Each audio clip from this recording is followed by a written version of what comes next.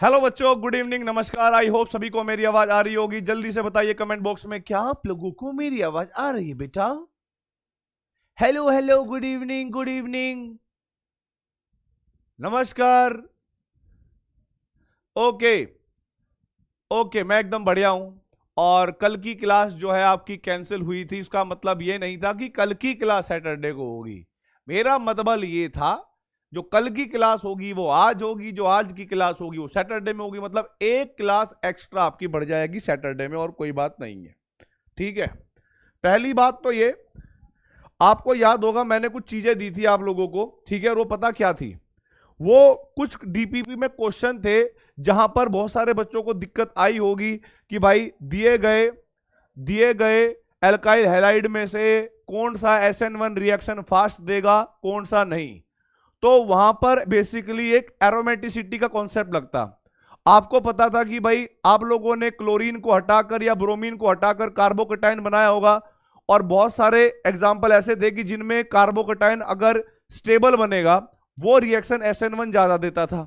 ठीक है, तो आप मुझे बताइए, कल मैंने आप लोगों को एक सरप्राइज छोटी सी वीडियो दी थी, पुराने बच्चों के लिए भी और नए बच्चों के लिए भी, जो रात 9 बजे आई होगी, जिसमें मैंने एरोमेटिसिटी, एंटी एरोमेटिसिटी और नॉन एरोमेटिसिटी का कॉन्सेप्ट दोहराया था। तो मुझे फटाफट बताओ किस किस ने वो वीडियो देखा था? आधे घंटे का था, मतलब 26 मिनट का वीडियो था। किस किस ने बेटा वो देखा था? फटाफट बताइए।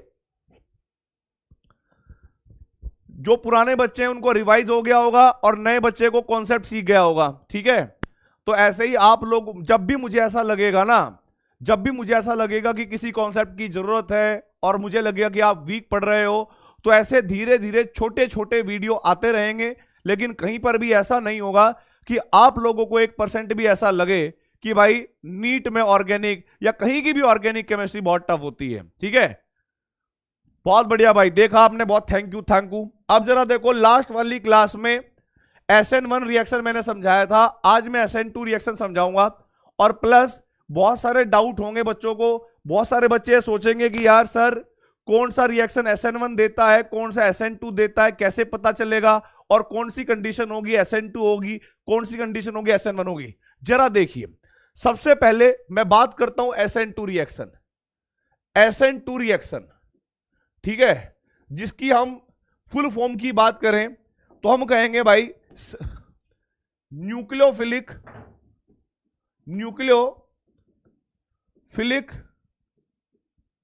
Substitution reaction. और जो रिएक्शन का ऑर्डर होगा बेटा जी, आप लोगों ने केमिकल काइनेटिक्स में ऑर्डर ऑफ रिएक्शन के बारे में जानते होंगे। रिएक्शन का ऑर्डर होगा 2। ठीक है, अब थोड़ा समझने की कोशिश करना बेटा, होता क्या है इसमें। इसमें हमारे पास एक एल्काइल हैलाइड होगा, मतलब कार्बन होगा, कार्बन के साथ एक लिविंग ग्रुप लगा होगा। क्या होगा बेटा? लिविंग ग्रुप लगा होगा। ध्यान से समझना मेरी बात,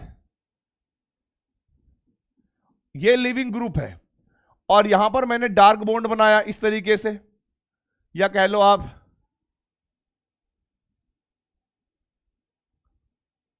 ठीक है, इस तरीके से। और भाई ऐसे करके हमारे पास 2 हाइड्रोजन जुड़े होंगे अलग से। अब बात यह होता है कि हमें क्या करना होता है कि ये एक सिंगल स्टेप रिएक्शन है। न्यूक्लियोफाइल अटैक करेगा इस वाले कार्बन पे, ठीक है, और इस वाले कार्बन पे अटैक करते ही ये बॉन्ड क्या होगा? स्ट्रेच होगा। यानी एक तरह की हमारे पास क्या होगा? बॉन्ड स्ट्रेच होगा, और हमारे पास न्यूक्लियोफाइल जुड़ जाएगा किसके साथ? कार्बन के साथ। और फिर ये 2 हाइड्रोजन तो जुड़े ही रहेंगे। खास बात मैं बताता हूं, प्लीज समझना मेरी बात। अगर हमें कोई सिंगल स्टेप रिएक्शन करनी है, नोट नहीं करना है, अगर हमें कोई सिंगल स्टेप रिएक्शन करनी है और हमारे पास एक न्यूक्लियोफाइल है, उसको इसके साथ कार्बन के साथ दोस्ती भी करनी है, और कार्बन का जो दोस्त था उसको साइड लाइन भी करना है। अब आपने अपने जीवन में तो देखा होगा, अगर आप किसी को पसंद करते हो और उसका कोई घनिष्ठ मित्र है और आपका पर्पस है उससे दोस्ती करने का, तो आप क्या सोचोगे कि मेरे अंदर इतनी पावर होनी चाहिए भाई कि जो इसका ये दोस्त कह रहा है ना, इसको भी मैं साइड में कर दूं, क्योंकि मैं तो एकदम बाल सेट वेट जेल लगा के जाऊंगा, है कि नहीं?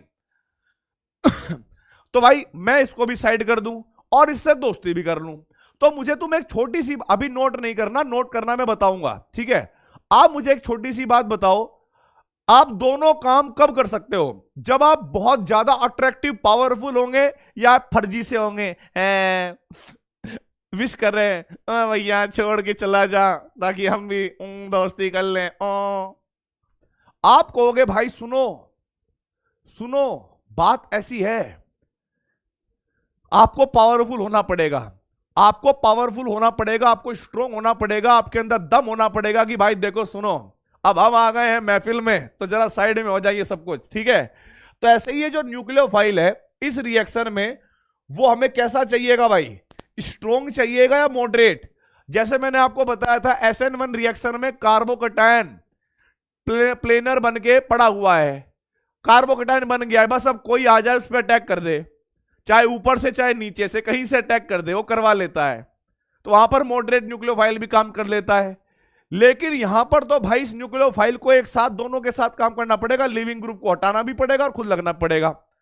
अब मेरी बात समझने कोई करना, अगर मान लीजिए मेरे पास RCH2 इस तरह से कोई X ग्रुप लगा हुआ है और न्यूक्लियोफाइल अगर आएगा, ठीक है, तो उसका स्ट्रोंग होना बहुत जरूरी है। वो इस वाले कार्बन पे अटैक करेगा, S ग्रुप को बाहर निकाल देगा और भाई ध्यान रखना है RCH2 और न्यूक्लियोफाइल आपके पास आ गया, X नेगेटिव ग्रुप ऐसे आ गया, ठीक है? इस रिएक्शन का मैं मैकेनिज्म बताता हूं। ये जो रिएक्शन है ना सिंगल स्टेप रिएक्शन होती है, सिंगल स्टेप रिएक्शन होती है। और चुआबली नहीं बेटा, इस बार बाहुबली बनना पड़ेगा इसको, चुआबली तो पहले हो गया था काम, इस बार बाहुबली बनना पड़ेगा इसको। तो ध्यान रखना है बेटा, सबसे पहली चीज, this is one step reaction, this is one step reaction जिसमें हम क्या कहेंगे? Attack of nucleophile, attack of nucleophile and attack of nucleophile and removal of living group, living group, living group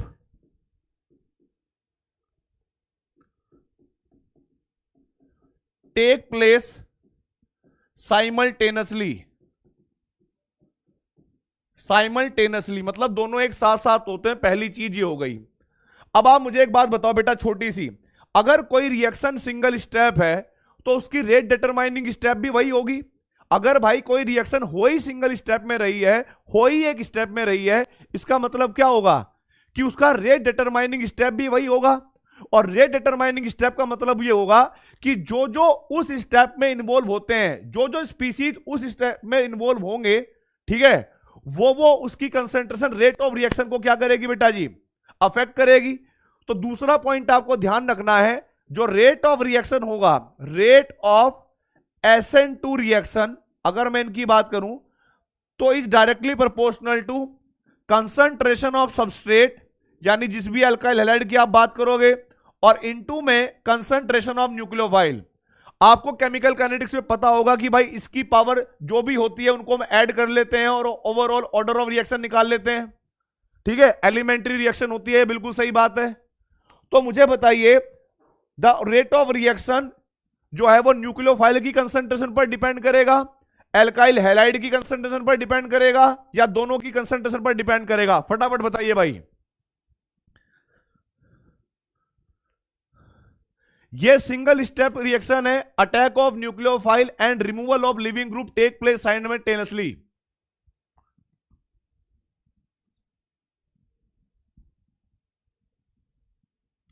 बिल्कुल सही बात है। तो आपको ध्यान रखना है, ये वाली स्टेटमेंट लिख लेना सेकंड, कि rate of SN2 reaction is directly proportional to concentration of substrate and concentration of nucleophile. इससे आपको पता लग जाएगा कि दोनों पर डिपेंड कर रहा है। बिल्कुल सही बात है, एकदम क्लियर बात है। अब मैं आप लोगों को एक छोटी सी बात बताना चाहता हूं बेटा, बिल्कुल क्लियर, एक छोटी सी बात बताना चाहता हूं। हमारे पास यहां पर एक सॉल्वेंट की जरूरत पड़ती है और वो होता है पोलर एप्रोटिक, एप्रोटिक सॉल्वेंट। अब मैं आपको एक छोटी सी बात बताऊंगा पोलर एप्रोटिक के बारे में भी।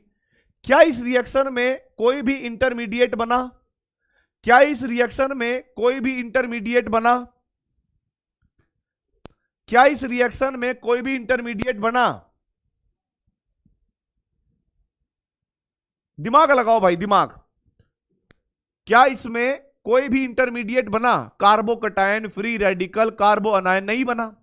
तो मैं क्या कहूंगा भाई, third point, there is no intermediate, there is no intermediate formation take place in SN2 reaction, in SN2 reaction। अब आप मुझे बताओ, अगर कोई भी इंटरमीडिएट रिएक्शन नहीं बनता तो ट्रांजिशन स्टेट कितनी बनेगी? ट्रांजिशन स्टेट, केमिकल काइनेटिक्स में आप लोगों को एक ऐसा फॉर्मूला पढ़ाया गया होगा कि जो ट्रांजिशन स्टेट होती है ना, ट्रांजिशन स्टेट, ध्यान रखना है, ट्रांजिशन स्टेट वो बराबर होती है number of intermediate, number of intermediate plus one. अब क्योंकि इंटरमीडिएट एक भी नहीं बना, अगर इंटरमीडिएट एक भी नहीं बना तो 0 + 1 का मतलब है 1। ठीक है, बिल्कुल सही बात है।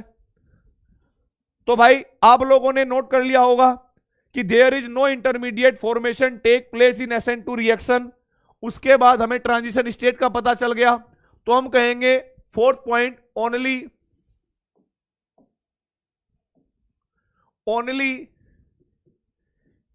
A transition state, only a transition state is formed in SN2 reaction. अब जरा समझिएगा एक छोटी सी बात, बहुत याद, देखो भाई ध्यान से सुनना एक बात। ये मेरे पास कार्बन, ठीक है, ये मेरे पास 3 बॉन्ड ऐसे हो गए। ये बॉन्ड हमारे पास मान लो कि भाई ये लिविंग ग्रुप था, ये हमारे पास लिविंग ग्रुप था, ऐसे करके चलो ऐसे मान लेते, कार्बन ऐसे ऐसे और ऐसे, ये हमारे पास लिविंग ग्रुप था। न्यूक्लियोफाइल अटैक करने आया तो पता है क्या होगा? हमें पता है कि अटैक ऑफ न्यूक्लियोफाइल और लिविंग ग्रुप का बनना एक साथ होगा, यानी कार्बन के साथ जो पहले 3 बॉन्ड हैं वो बॉन्ड तो सेम रहेंगे। अब जैसे जैसे ये न्यूक्लियोफाइल इसके साथ बॉन्ड बनाएगा, जैसे जैसे ये न्यूक्लियोफाइल इस कार्बन के साथ बॉन्ड बनाना शुरू करेगा, वैसे वैसे ये कार्बन और लिविंग ग्रुप का जो बॉन्ड होगा ये ब्रेक होना शुरू हो जाएगा। बेसिकली इसी को हम ट्रांजिशन स्टेट कहते हैं, इसी को हम ट्रांजिशन स्टेट कहते हैं। अब आप मुझे एक बात बताइए बेटा, ट्रांजिशन स्टेट में कार्बन कितने बॉन्ड्स के साथ इन्वॉल्व्ड है? ट्रांजिशन स्टेट में कार्बन कितने वैलेंट होगा? अगर कोई 5 बॉन्ड बना रहा होगा तो आप कहोगे sir in transition state, in transition state there is a pentavalent carbon, there is a pentavalent carbon atom. और आप ईमानदारी से बताइए, अगर कार्बन पेंटावेलेंट है तो कार्बन के वैलेंस सेल में ट्रांजिशन स्टेट की कंडीशन में, कार्बन के वैलेंस सेल में ट्रांजिशन स्टेट की कंडीशन में कितने इलेक्ट्रॉन होंगे? कितने इलेक्ट्रॉन होंगे बताइए, कितने इलेक्ट्रॉन होंगे? कितने इलेक्ट्रॉन होंगे बेटा? आप कहोगे सर इसके अंदर 10 इलेक्ट्रॉन होंगे। और अगर कार्बन के वैलेंस सेल में आप 10 इलेक्ट्रॉन भरना चाहोगे, यानी 8 से ज्यादा इलेक्ट्रॉन करना चाहोगे, तो वो स्टेबल होगा या अनस्टेबल? बताइए, वो स्टेबल होगा या अनस्टेबल? आप कहोगे सर अगर कार्बन के वैलेंस सेल में 10 इलेक्ट्रॉन हो जाएंगे तो कार्बन का ऑक्टेट डिस्टर्ब हो जाएगा, तो ये अनस्टेबल हो जाएगा। इसीलिए कार्बन चाहेगा फटाफट इस एक्स ग्रुप को हटाकर, कार्बन के साथ 3 बॉन्ड बने होंगे ऐसे, अब न्यूक्लियोफाइल जुड़ जाएगा। ठीक है भाई, न्यूक्लियोफाइल जुड़ जाएगा और जिधर से लिविंग ग्रुप हटेगा उसके पीछे की साइड से न्यूक्लियोफाइल कनेक्ट होगा, यह भी ध्यान रख लेना है आपको। ठीक है, अब मैं आपको एक छोटी सी बात बताना चाहूंगा ईमानदारी से। ठीक है, अब मैं आपको एक छोटी सी बात बताना चाहता हूं ईमानदारी से, वो क्या है जरा देखो, देखना, मैं सिंपल सी बात बताऊंगा बेटा। अच्छा, बैक स्लाइड करनी है क्या? 1 मिनट देखो, 1 मिनट लिख लो भाई, लिख लो फटाफट।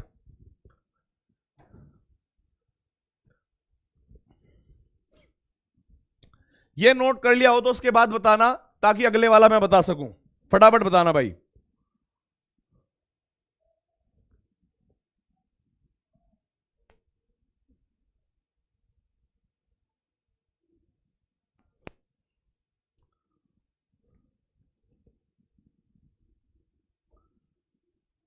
ठीक है, थैंक यू बेटा, थैंक यू। अब देखो, ये नोट कर लिया हो तो अब आगे वाला लिखो फटाफट, नोट करना है आराम से।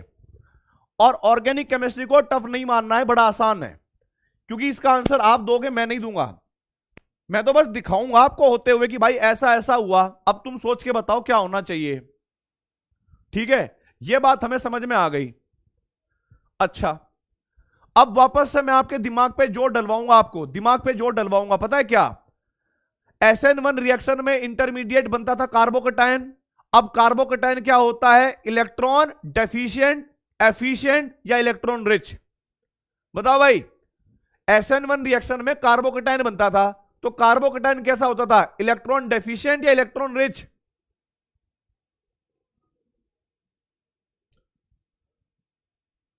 बोलो।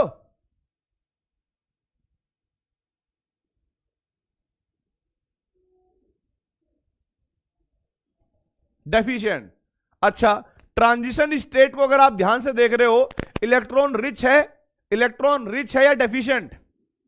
भाई ट्रांजिशन स्टेट इलेक्ट्रॉन रिच है या इलेक्ट्रॉन डेफिशिएंट?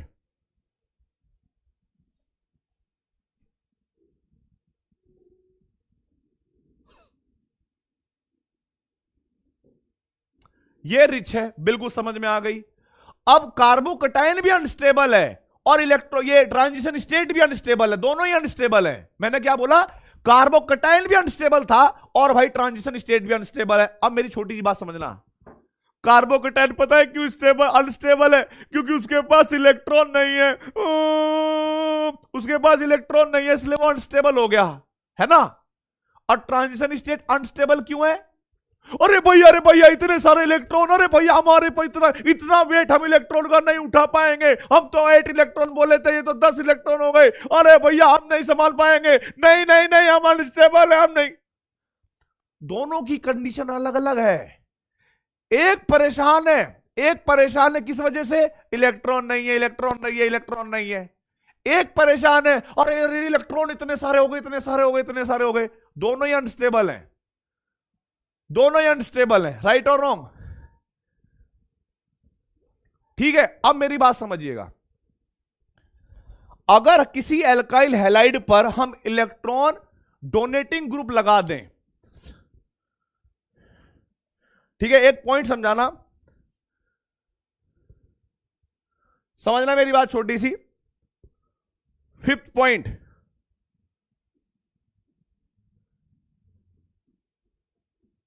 इलेक्ट्रॉन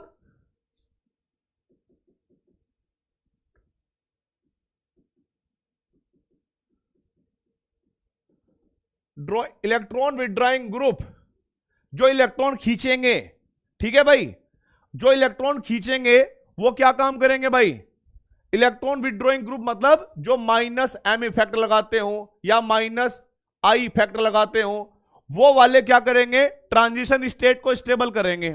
ठीक है, तो हम कहेंगे इलेक्ट्रॉन विड्रॉइंग ग्रुप, ठीक है भाई,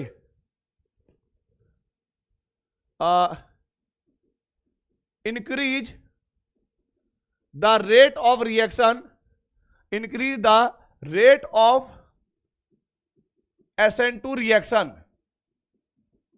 क्योंकि जरा समझिएगा, अगर एक ही ट्रांजिशन स्टेट है तो आप ऐसे डायग्राम समझिएगा कि भाई मेरे पास दो रिएक्शन है, न्यूक्लियोफाइल प्लस CH3 CH2X, और यहां पर लग गया क्या भाई, CH2, ये कार्बन है CH2 CH3, न्यूक्लियोफाइल जुड़ गया, X निकल गया ऐसे। और एक रिएक्शन है ऐसे, nucleophile plus CH2 NO2 CH2X। अब ये इस पे अटैक करेगा, यहां से क्या करेगा भाई, न्यूक्लियोफाइल जुड़ जाएगा, CH2 CH2 NO2 plus X। ठीक है, अगर ये दोनों ही SN2 रिएक्शन है, क्योंकि मैंने बोल दिया कि ये दोनों SN2 रिएक्शन है, ठीक है, दोनों SN2 रिएक्शन है, तो आपका दिमाग काम करेगा कि ट्रांजिशन स्टेट इसमें भी बनेगी, ट्रांजिशन स्टेट इसमें बनेगी, पेंटावेलेंट कार्बन इसमें बनेगा, पेंटावेलेंट कार्बन इसमें बनेगा। इसका मतलब क्या होगा कि इसकी ट्रांजिशन स्टेट में थोड़ा ज्यादा स्टेबिलिटी होगी। कैसे बोलिए भाई? कि जो इलेक्ट्रॉन विड्रॉइंग ग्रुप रहा होगा NO2, इसने कहीं ना कहीं कार्बन से इलेक्ट्रॉन खींचे होंगे और कहीं ना कहीं ट्रांजिशन स्टेट को स्टेबल करा होगा। अगर मैं यहां पर दो ग्राफ ऐसे बनाऊं भाई, एक ऐसा और एक ऐसा, तो आपको पता है कि रेट ऑफ रिएक्शन उस रिएक्शन का ज्यादा होता है जिसकी एक्टिवेशन एनर्जी कम होती है, और उस रिएक्शन का रेट ऑफ रिएक्शन कम होता है जिसका एक्टिवेशन एनर्जी ज्यादा होती है। और ये पॉइंट है क्या बेटा? ये पॉइंट है ट्रांजिशन स्टेट की। तो जहां पर ट्रांजिशन स्टेट ज्यादा स्टेबल होगी, जहां पर ट्रांजिशन स्टेट ज्यादा स्टेबल होगी, उसकी एक्टिवेशन एनर्जी ज्यादा होगी और उसका रेट ऑफ रिएक्शन क्या होगा? उतना ज्यादा होगा। ठीक है, उसका रेट ऑफ रिएक्शन क्या होगा बेटा? उतना ज्यादा होगा। तो ये पॉइंट जो मैंने लिखवाया कि इलेक्ट्रॉन विड्रॉइंग ग्रुप जो -m या -I इफेक्ट लगाते हैं, increase the rate of SN2 reaction. ये बात आपको समझ में आई कि नहीं आई? क्योंकि आपके दिमाग में है कि SN2 रिएक्शन में पेंटावेलेंट कार्बन होता है, कार्बन के पास औकात से ज्यादा इलेक्ट्रॉन होते हैं। अगर कोई ग्रुप ऐसा लगेगा जो कार्बन से इलेक्ट्रॉन ले ले तो कार्बन को अच्छा फील हो जाएगा, और कार्बन को अच्छा फील होगा तो कार्बन स्टेबल हो जाएगा, कार्बन स्टेबल होगा तो ट्रांजिशन स्टेट स्टेबल होगी, और जितनी स्टेबल होगी एनर्जी उतनी नीचे जाएगी, यानी पीक उतनी नीचे जाएगी और रेट ऑफ रिएक्शन उतना ज्यादा होगा। बोलिए भाई, बोलिए फटाफट।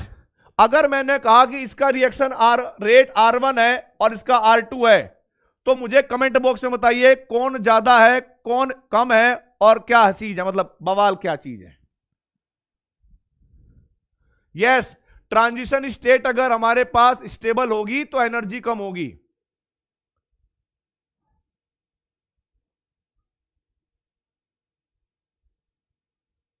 वापस देखिए, मैं दोबारा समझाऊंगा, अगर एक भी बच्चे को समझ नहीं आया तो मैं दोबारा ट्राई करूंगा, कोई बात नहीं। ट्रांजिशन स्टेट बनी SN2 रिएक्शन में, मान लो आप कहोगे हाँ सर, SN2 रिएक्शन में जो ट्रांजिशन स्टेट है उसमें कार्बन पेंटावेलेंट है। अब एक बॉन्ड के बनने में 2 इलेक्ट्रॉन इन्वॉल्व होते हैं, ठीक है, तो 5 बॉन्ड के बनने में 10 इलेक्ट्रॉन इन्वॉल्व हुए होंगे। आप सोचो कि कार्बन अभी 10 इलेक्ट्रॉनों के संपर्क में है। अब दुनिया का या कार्बन की बात करें, कार्बन चाहता है कि मेरे वैलेंस शेल में 8 इलेक्ट्रॉन होने चाहिए, है 10, तो कार्बन क्या होगा? परेशान कि कोई उससे 2 इलेक्ट्रॉन ले ले। भाई मैं परेशान हूं, मैं अनस्टेबल हूं। अगर मैं अनस्टेबल हूं तो मेरी पीक ज्यादा है।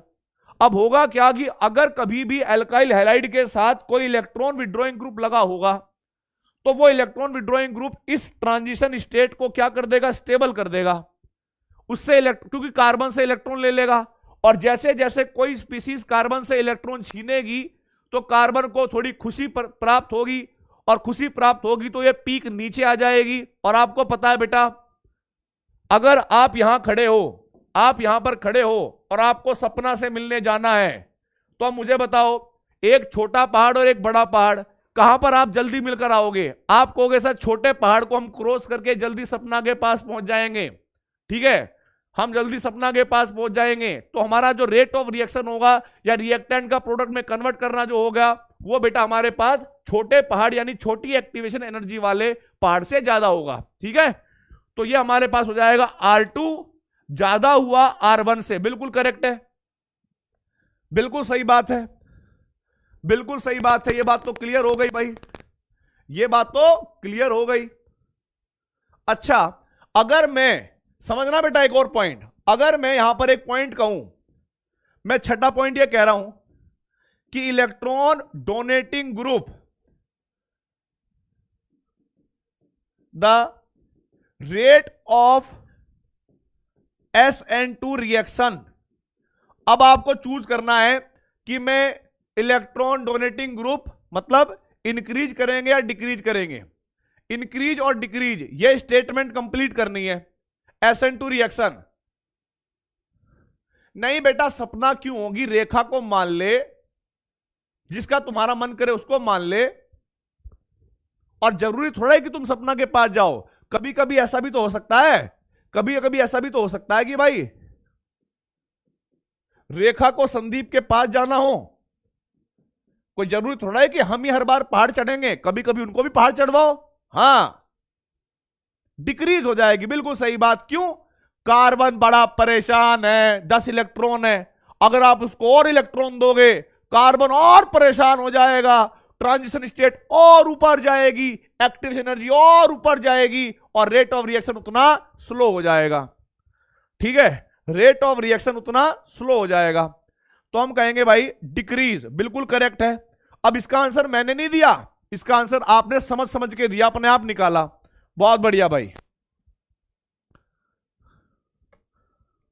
ठीक है, आगे देखिए भाई, अगर ये नोट कर लिया हो तो क्या मैं आगे बढ़ सकता हूं भाइयों? अगर ये आपने नोट कर लिया हो तो क्या मैं आगे बढ़ सकता हूं, बताइए।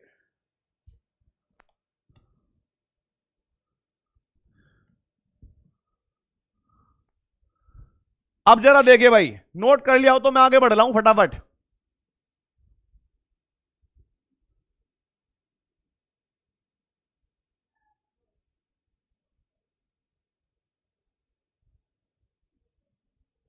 एक बात बताओ बेटा, आप प्लीज समझ लेना मेरी बात। एक कार्बन है, कार्बन है, कार्बन के साथ 3 बॉन्ड अलग जुड़े हुए हैं किसी और के साथ, एक लिविंग ग्रुप है, और मैं न्यूक्लियोफाइल हूं, और मैं स्ट्रॉन्ग न्यूक्लियोफाइल हूं, दिमाग वाला न्यूक्लियोफाइल हूं। मैं चाहूंगा कि मुझे देखो यार अटैक भी करना है उस कार्बन पे, और उस लिविंग ग्रुप को सब्स्टिट्यूट भी करना है, दोनों काम एक साथ करने हैं। दोनों काम बहुत टफ है। अब देखो, जितना काम टफ होगा मुझे उतना सतर्क रहना पड़ेगा।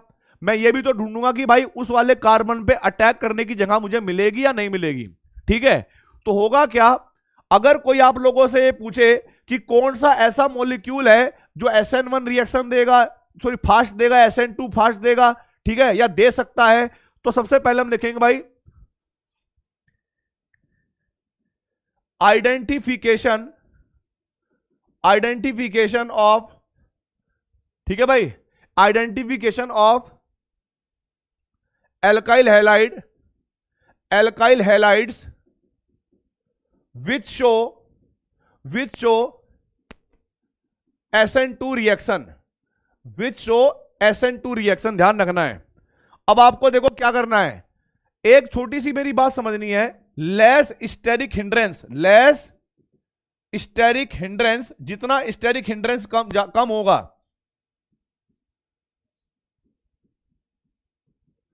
प्रेफर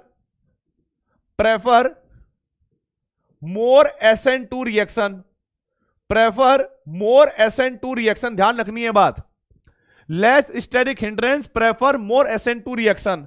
अब मैं यहां पर बहुत सारे अल्काइल हैलाइड लिखूंगा, जैसे मैंने कहा कि CH3 है X, मैंने कहा कि भाई अगला क्या है मेरे पास, CH3, CH2 है X, उसके बाद क्या है, CH3 है, CH है, CH3 है X, उसके बाद CH3 है, C और CH3 है, और CH3 है, और X। आपको ध्यान रखना है, ये जो जहां भी कार्बन है, जो इलेक्ट्रोफिलिक कार्बन है, जिस पे न्यूक्लियोफाइल जाके अटैक करेगा, ठीक है, जिस पर न्यूक्लियोफाइल जाकर अटैक करेगा, तो भाई पता है क्या होगा इसमें, इस पर कम से कम एक हाइड्रोजन होना चाहिए। मतलब बड़े ग्रुप तो लगे रहते हैं, अगर कम से कम एक हाइड्रोजन होगा तो हाइड्रोजन का साइज होता है छोटा। अब हाइड्रोजन अगर छोटा साइज का लगा हुआ है तो स्टेरिक हिंड्रेंस क्या होगा, कम। ठीक है भाई, स्टेरिक हिंड्रेंस क्या होगा, कम। तो आप मुझे बताइए, क्या ये SN2 रिएक्शन दे सकता है बेटा, क्या ये SN2 रिएक्शन दे सकता है? सोचिए, हमें इस कार्बन को देखना है, इसके पास कम से कम एक हाइड्रोजन होना चाहिए। अरे मैंने ऑर्डर नहीं पूछा, बैल कहीं के, गधे, नालायक, बेवकूफो, लीचड़ो, तक मैंने पूछा दे सकता है कि नहीं। दे सकता है, क्योंकि इस कार्बन पर स्टेरिक हिंड्रेंस कम है, इस कार्बन पर स्टेरिक हिंड्रेंस कम है। तो भाई यहां पर SN2 रिएक्शन नहीं होगी, यहां पर SN2 रिएक्शन नहीं होगी। अब देखो, ये कार्बन पे कम से कम एक हाइड्रोजन है, इसका मतलब है कि एक छोटा ग्रुप है, न्यूक्लियोफाइल उस छोटे ग्रुप को बेवकूफ बनाकर अटैक कर देगा, है ना। अगर मान लो, सपोज करो वो कोई था और उसका दोस्त कोई छोटा बच्चा था, तो छोटे बच्चे को क्या करोगे, इधर आ, इधर आ, ले तू चॉकलेट खा, भाग जा। तो उसको हटाना बड़ा आसान था होता है न्यूक्लियोफाइल को। अगर कोई बड़ा जानवर सा होगा तो भाई साहब तुम भी डरोगे एक बार तो ऐसे ही क्या होता है कि यहां पर इस कार्बन के पास भी 2 हाइड्रोजन है, यानी अटैक करने का मौका है। अटैक करने का मौका है तो चलो भाई हो जाएगा अटैक, SN2 रिएक्शन हो जाएगी। ठीक है, फिर हमारे पास CH3CH, अभी भी इस कार्बन के पास 1 हाइड्रोजन है। मैं मानता हूं इधर से अटैक नहीं होगा, इधर से अटैक नहीं होगा, लेकिन जिधर हाइड्रोजन होगा उधर से अटैक हो जाएगा, है ना, उधर से अटैक हो जाएगा। तो हम कहेंगे भाई ये भी SN2 रिएक्शन दे देगा। अब देखो भाई तीसरा क्या है, अब भाई इधर भी सांड सा खड़ा है, इधर भी सांड सा खड़ा है, इधर भी, मतलब भारी बलगम आदमी। अब तुम्हारी हिम्मत नहीं होगी भाई, क्या रॉन्ग लिख दिया मैंने,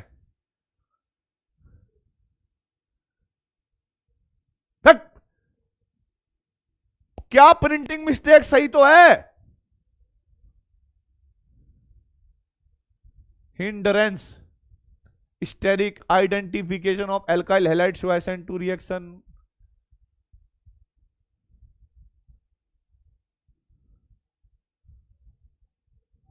अच्छा, ये मैं चेक कर रहा था तुम ध्यान से पढ़ रहे हो कि नहीं पढ़ रहे हो। ठीक है, प्रिंटिंग मिस्टेक है वो, बेवकूफ कहीं के। इधर देखो, हाँ समझ गया, इधर देखो। अब भाई यहां पर तो न्यूक्लियोफाइल आएगा, न्यूक्लियोफाइल को लगेगा कि भैया हम इस कार्बन तक तो पहुंच ही नहीं पाएंगे, इसके 3 बॉडीगार्ड खड़े हैं इतने बड़े बड़े, और यहां पर स्टेरिक हिंड्रेंस। अब आधे बच्चे सोच रहे होंगे सर स्टेरिक हिंड्रेंस क्या होता है। स्टेरिक हिंड्रेंस का मतलब होता है भीड़ भाड़, भसड़ इतनी है कि न्यूक्लियोफाइल को अटैक करने का मौका ही नहीं मिलेगा। ठीक है, तो भाई जब न्यूक्लियोफाइल ना तो यहां से अटैक कर पाएगा, ना न्यूक्लियोफाइल इधर से अटैक कर पाएगा, तो वो कार्बन को कभी मिल नहीं पाएगा, और कार्बन को कभी मिल नहीं पाएगा तो भाई X को कभी हटा नहीं पाएगा। तो आपको ध्यान रखना है कि ये मॉलिक्यूल SN2 रिएक्शन नहीं देगा। क्या आप लोगों ने इस स्लाइड में लिखे हुए हर एक एग्जांपल को नोट कर लिया भाई, फटाफट बताइए। क्या आप लोगों ने इस स्लाइड पे लिखे हर एक मॉलिक्यूल को नोट कर लिया? अगर नहीं कर लिया तो जल्दी से नोट करो भाई।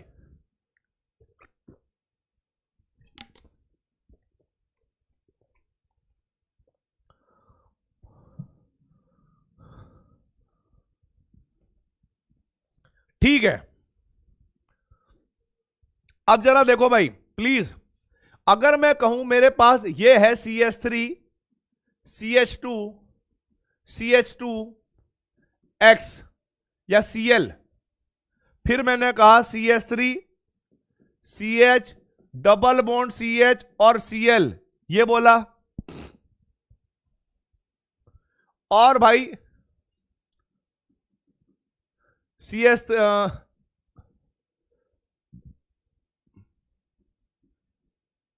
Cl,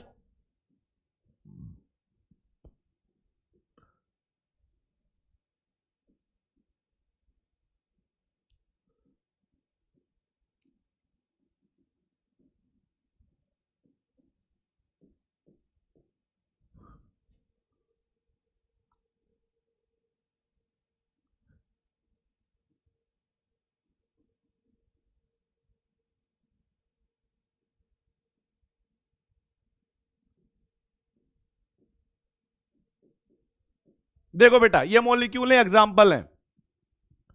अब देखो भाई ये कार्बन कैसा है, sp3 हाइब्रिड है, मतलब प्राइमरी हाइब्रिड का वो है, प्राइमरी अल्काइल हैलाइड है, प्लस इस कार्बन के पास कम से कम 1 हाइड्रोजन तो है, वैसे तो 2 है, तो हम कहेंगे ये भी SN2 रिएक्शन दे देगा। बिल्कुल सही बात है। ठीक है, आगे देखो, ये जो कार्बन है ये भी sp3 हाइब्रिड है, प्राइमरी है। ठीक है भाई, प्राइमरी कार्बन है और इसके पास कम से कम 2 हाइड्रोजन है, तो यहां पर भी हम कहेंगे कि ये भी SN2 रिएक्शन दे देगा। आप मुझे बताइए ये 3 डिग्री अल्काइल हैलाइड है, 3 डिग्री अल्काइल हैलाइड, क्या ये SN2 रिएक्शन देगा? क्या ये वाला SN2 रिएक्शन देगा? थर्ड वाला बताओ, थर्ड वाला देगा कि नहीं देगा? नहीं नहीं, अरे यहीं से क्लियर हो जाएगा। अब नए बच्चे पुराने बच्चे सबको समझ में आएगा। ये SN1 देगा, SN2 देगा, ये SN2 देगा, और ये SN2 रिएक्शन नहीं देगा। अब सब बराबर हो चुके हैं, SN2 रिएक्शन नहीं देगा, बिल्कुल सही बात। आप मुझे बताइए ये जो फोर्थ वाला कंपाउंड है ये SN2 रिएक्शन देगा कि नहीं देगा? ये SN2 रिएक्शन देगा कि नहीं देगा बेटा?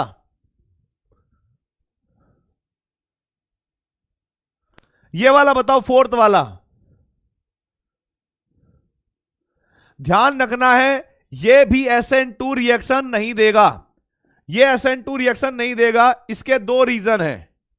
रीजन का मतलब है कि भाई अगर आप ध्यान से देखो, ये बॉन्ड मेरे पास sp2 हाइब्रिड है और ये कार्बन मेरे पास sp3 हाइब्रिड है। इन दोनों में कंपैरिजन करके बता दूंगा मैं। अब sp2 हाइब्रिड कार्बन में मोर एस करेक्टर होने की वजह से बॉन्ड लेंथ क्या होगी? छोटी। आप लोगों को पता होगा एस करेक्टर के बढ़ने पर बॉन्ड लेंथ क्या होती है बेटा जी? छोटी होती है।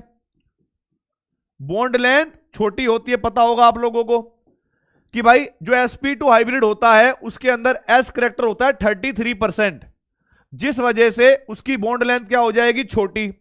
बॉन्ड लेंथ अगर छोटी हो जाएगी, बॉन्ड लेंथ अगर छोटी हो जाएगी तो बेटा बॉन्ड क्या हो जाएगा? स्ट्रॉन्ग।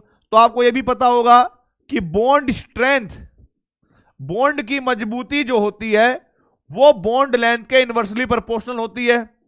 बॉन्ड स्ट्रेंथ के इनवर्सली प्रोपोर्शनल होती है। देखो, अगर एस करेक्टर ज्यादा, बॉन्ड लेंथ छोटी, बॉन्ड लेंथ छोटी, बॉन्ड की स्ट्रेंथ छोटी, तो न्यूक्लियोफाइल इसको अटैक करेगा तो भाई वो लिविंग ग्रुप को तोड़ नहीं पाएगा।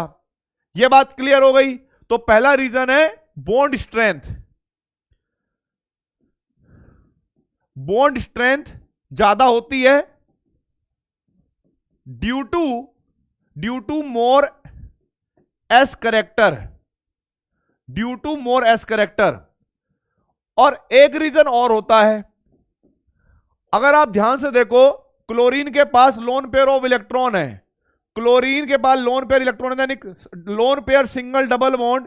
ये इलेक्ट्रॉन अगर इधर चलेंगे तो इसका एक रेजोनेटिंग स्ट्रक्चर बनेगा, CH3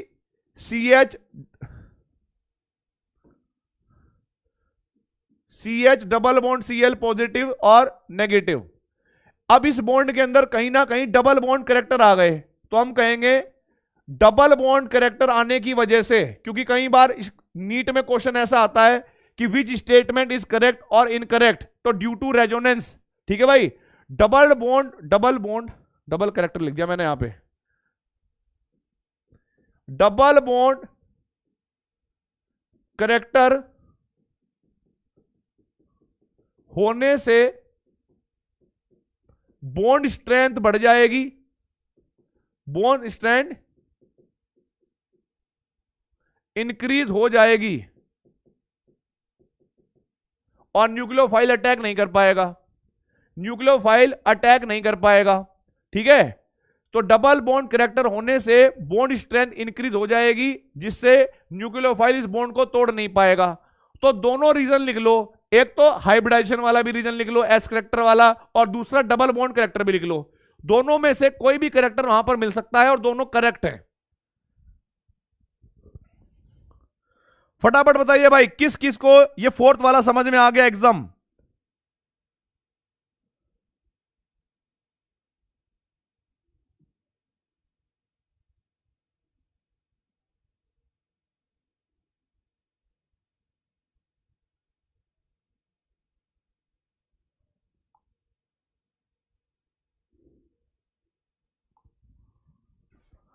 किस किस को भाई ये बात समझ में आ गई? बहुत बढ़िया बेटा, बहुत बढ़िया भाई, आई लव यू। हाँ, सबको प्यार, बहुत बहुत। भाई समझना का ही तो खेल है, समझाना मेरा जुगाड़ है। दोबारा रिपीट करता हूं। अब देख तू एक बात बता, अगर मेरे पास ये मॉलिक्यूल होगा CH3 CH double bond CH और एक Cl, ठीक है, ये कैसा है? sp2 hybrid. और एक यहां पर मैंने एग्जांपल के लिए लिया था CH3 CH2 CH2 Cl, एक है sp3 हाइब्रिड। ठीक है, sp3 हाइब्रिड। तुझे पता है एस करेक्टर के बढ़ने पर बॉन्ड लेंथ छोटी होती है, कैसे जरा समझना, पता नहीं कैसे बताऊं मैं। ठीक है, आप लोगों ने पढ़ा होगा एस करेक्टर के बढ़ने पर। अच्छा चलो, अगर नहीं पढ़ा होगा तो मैं बता देता हूं, चलो मैं बता देता हूं। एक बात बताओ बेटा, ईमानदार से, तुम बायोलॉजी के बच्चे हो ना, तुम्हें बताना पड़ेगा, मुझे बायोलॉजी समझाना पड़ेगा। अगर तुम्हारी मम्मी की हाइट छोटी है और तुम्हारे पापा की भी हाइट छोटी है, तो बताओ तुम्हारी हाइट कैसी होगी? मतलब मैक्सिमम प्रोबेबिलिटी क्या होगी तुम्हारी हाइट की?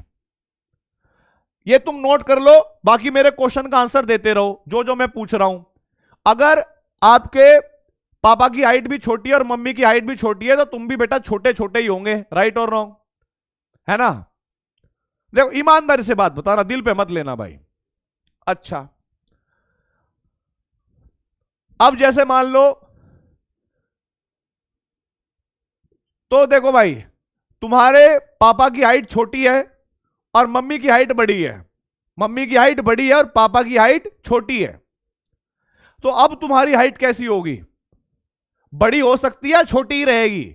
बड़ी हो सकती है, छोटी रहेगी?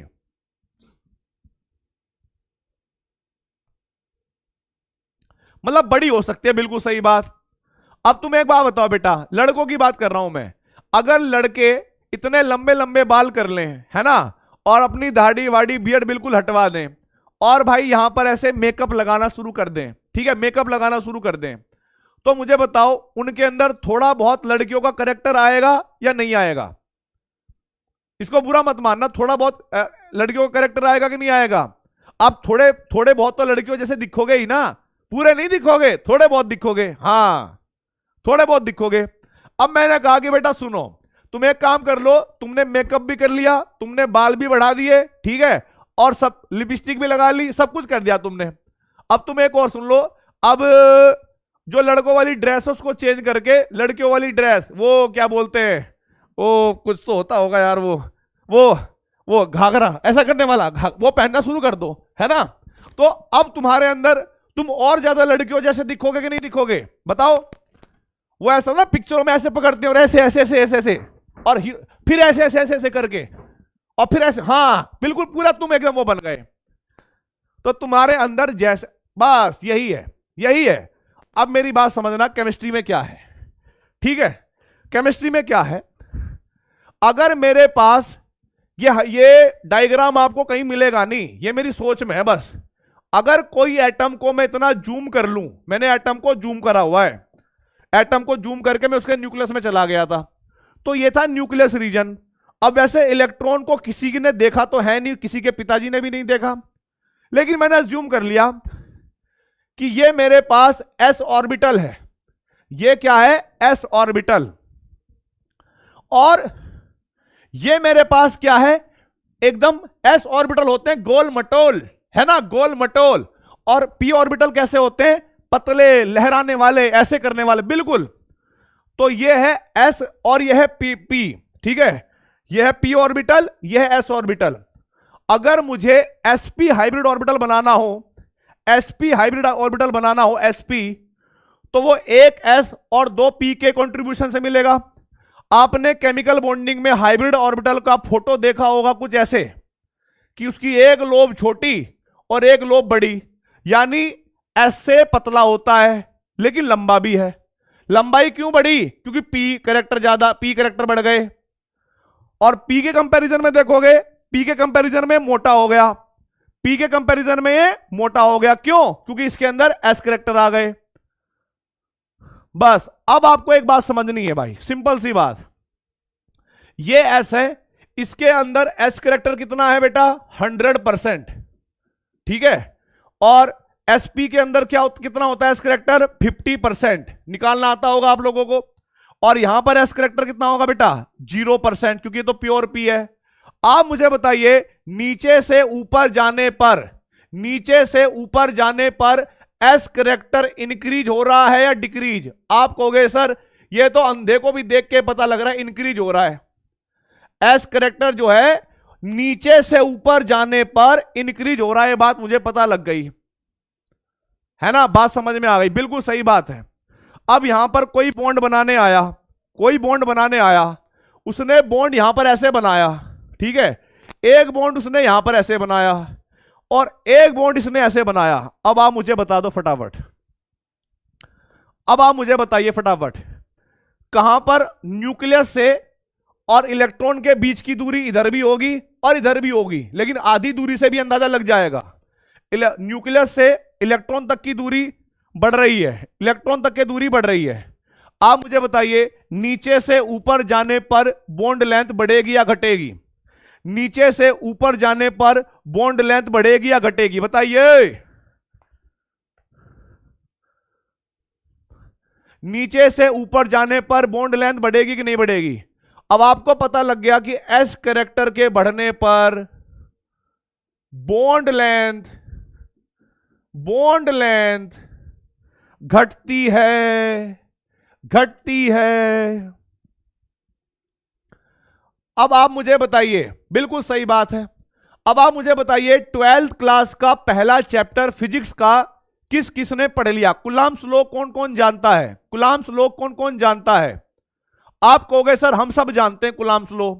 अब आप जरा देखो, जहां पर यह ओवरलैपिंग हो रही होगी यहां पर वो दो इलेक्ट्रॉन होंगे, ओवरलैपिंग वाले इलेक्ट्रॉन ही तो होंगे। यहां पर इलेक्ट्रॉन, और इलेक्ट्रॉन पर क्या होगा बेटा? Negative charge. न्यूक्लियस पर कैसा चार्ज है? Positive charge. तो इनके बीच में लगने वाला फोर्स ऑफ अट्रैक्शन जो होगा उसको हम इलेक्ट्रोस्टैटिक फोर्स ही तो कहेंगे भाई, इलेक्ट्रोस्टैटिक फोर्स। और ये अट्रैक्शन जितना ज्यादा होगा बॉन्ड की स्ट्रेंथ उतनी ज्यादा होगी। और आपको पता है कुलाम का सेकंड लॉ क्या है भाई? कुलाम का सेकंड लॉ है F is inversely proportional to बीच की दूरी के स्क्वायर के। पता है कि नहीं पता? अच्छा, तुम्हें लग रहा होगा कि सर केमिस्ट्री में फिजिक्स ले आए। बेटा हम कुछ भी कर सकते हैं, ठीक है। बिल्कुल सही बात है, इलेक्ट्रोस्टैटिक फोर्स। आप अपने दिल से बताओ, मैं रटवाता नहीं हूं, पहली बात तो यह है। चाहे मुझे ओपन करके केमिस्ट्री को फिजिक्स में लेके जाना पड़े, पर तुम मुझे अपने आप बताओ, एस कैरेक्टर ऊपर बढ़ रहा है, बॉन्ड लेंथ घट रही है, तो जो फोर्स ऑफ अट्रैक्शन होगा फोर्स ऑफ अट्रैक्शन वो बढ़ेगा या घटेगा? फोर्स ऑफ अट्रैक्शन बढ़ेगा या घटेगा? आप कहोगे सर नीचे से ऊपर जाने पर फोर्स ऑफ अट्रैक्शन बढ़ेगा, क्योंकि बीच की दूरी घट रही है। क्योंकि बीच की दूरी घटेगी तो फोर्स ऑफ अट्रैक्शन बढ़ेगा। और आप मुझे बताइए, अगर इलेक्ट्रॉन और न्यूक्लियस के बीच में फोर्स ऑफ अट्रैक्शन बढ़ेगा ना, तो बॉन्ड की स्ट्रेंथ क्या होगी? बढ़ेगी या घटेगी? फोर्स बताइए फटाफट। इंक्रीज होगी। तो यही मैं बोल रहा था भाई कि एस कैरेक्टर के बढ़ने पर बॉन्ड की जो स्ट्रेंथ है वो बढ़ती है। बॉन्ड की जो स्ट्रेंथ है वो बढ़ती है। तुम मुझे ले गए फिजिक्स में, केमिकल बॉन्डिंग में, स्ट्रक्चर ऑफ एटम में, पता नहीं कहां कहां, लेकिन एक्सेप्शन नहीं है यहां पे, ध्यान रखना है। अब आप ऑर्गेनिक केमिस्ट्री में आ जाओ वापस। अब आप ऑर्गेनिक केमिस्ट्री में ये नोट कर लिया तो मैं आगे बढ़ूं भाई? ये नोट कर लिया तो आगे बढ़ जाऊं क्या?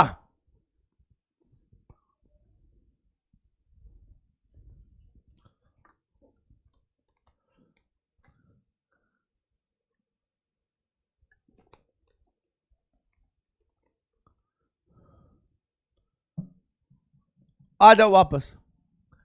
अब ये बताओ, ये SN2 रिएक्शन दे रहा है, ध्यान से इसको देखो, ये कार्बन भी sp2 हाइब्रिड है, और sp2 हाइब्रिड कार्बन होने की वजह से इस कार्बन में s कैरेक्टर ज्यादा होगा।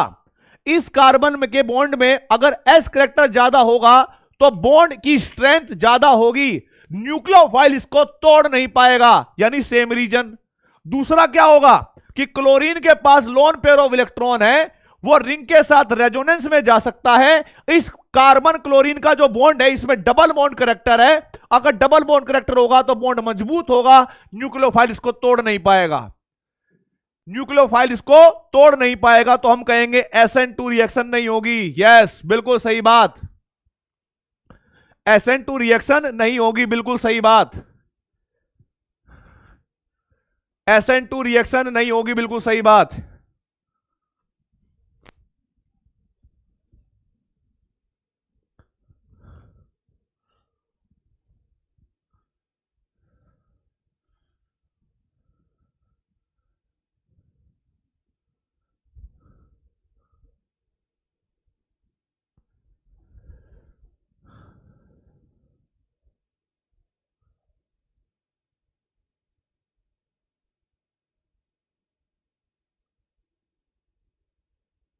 बोलिए भाई, नोट कर लिया क्या? नोट कर लिया क्या भाइयों? लास्ट ईयर वाले बच्चे भी मुझे कह रहे थे कि सर आपने SN1 SN2 नहीं कराया, तो मैंने आपको बोला था कि नेक्स्ट ईयर आएगा SN1 SN2, तब समझना, और वो टाइम आ गया। ठीक है, देखो ये ना तो ब्रिज हेड कार्बन है, ध्यान रखना है, ना तो ये ब्रिज हेड कार्बन है, पहली चीज। दूसरा, इस कार्बन के पास एक हाइड्रोजन है, यानी ये क्या हो जाएगा 2 डिग्री हाइड्रोजन, ये क्या हो जाएगा 2 डिग्री हाइड्रोजन। तो आप मुझे बताइए ये वाला SN2 रिएक्शन देगा कि नहीं देगा? ये वाला रिएक्शन, ये वाला जो एल्काइल हैलाइड है, ये हमारे पास SN2 रिएक्शन देगा कि नहीं देगा? आप कहोगे सर ये वाला SN2 रिएक्शन दे देगा, ये वाला SN2 रिएक्शन दे देगा।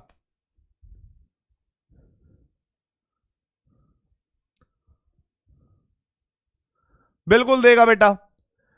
तो भाई इस वाली स्लाइड में मैंने जो कुछ लिखा था वो मैंने समझा दिया, ठीक है, और मैंने आपको जो कॉन्सेप्ट था वो भी परमानेंट बिल्डअप करवा दिया कि भाई ऐसा ऐसा खेल होता है फिजिक्स के अंदर, ठीक है, केमिस्ट्री के अंदर। तो लॉजिक आपको सामने से दिखाया मैंने आपको, ठीक है। अब मैं थोड़ा आगे बढ़ता हूं भाई।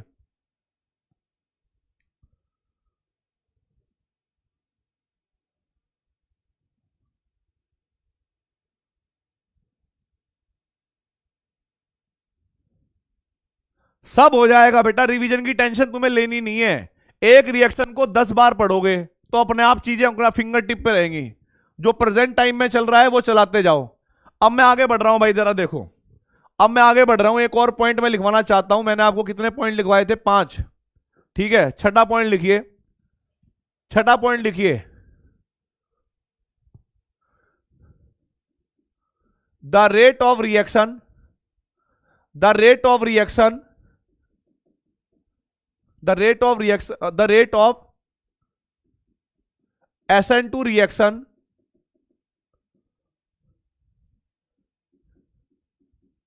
depend on both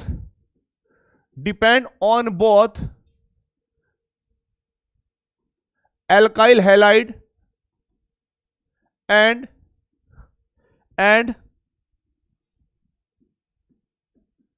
nature of nucleophile, ठीक है, दोनों पर डिपेंड करेगा। अब मैं यहां पर आप लोगों को भाई कुछ एल्काइल हैलाइड को पहले कंपैरिजन करवाऊंगा, 3-4 क्वेश्चन एल्काइल हैलाइड के करवाऊंगा, ठीक है, और फिर 3-4 क्वेश्चन क्या करवाऊंगा मैं आपके उसके कराऊंगा। सबसे पहले देखो भाई, क्वेश्चन नंबर 1, आपको रेट ऑफ रिएक्शन का ऑर्डर बताना है।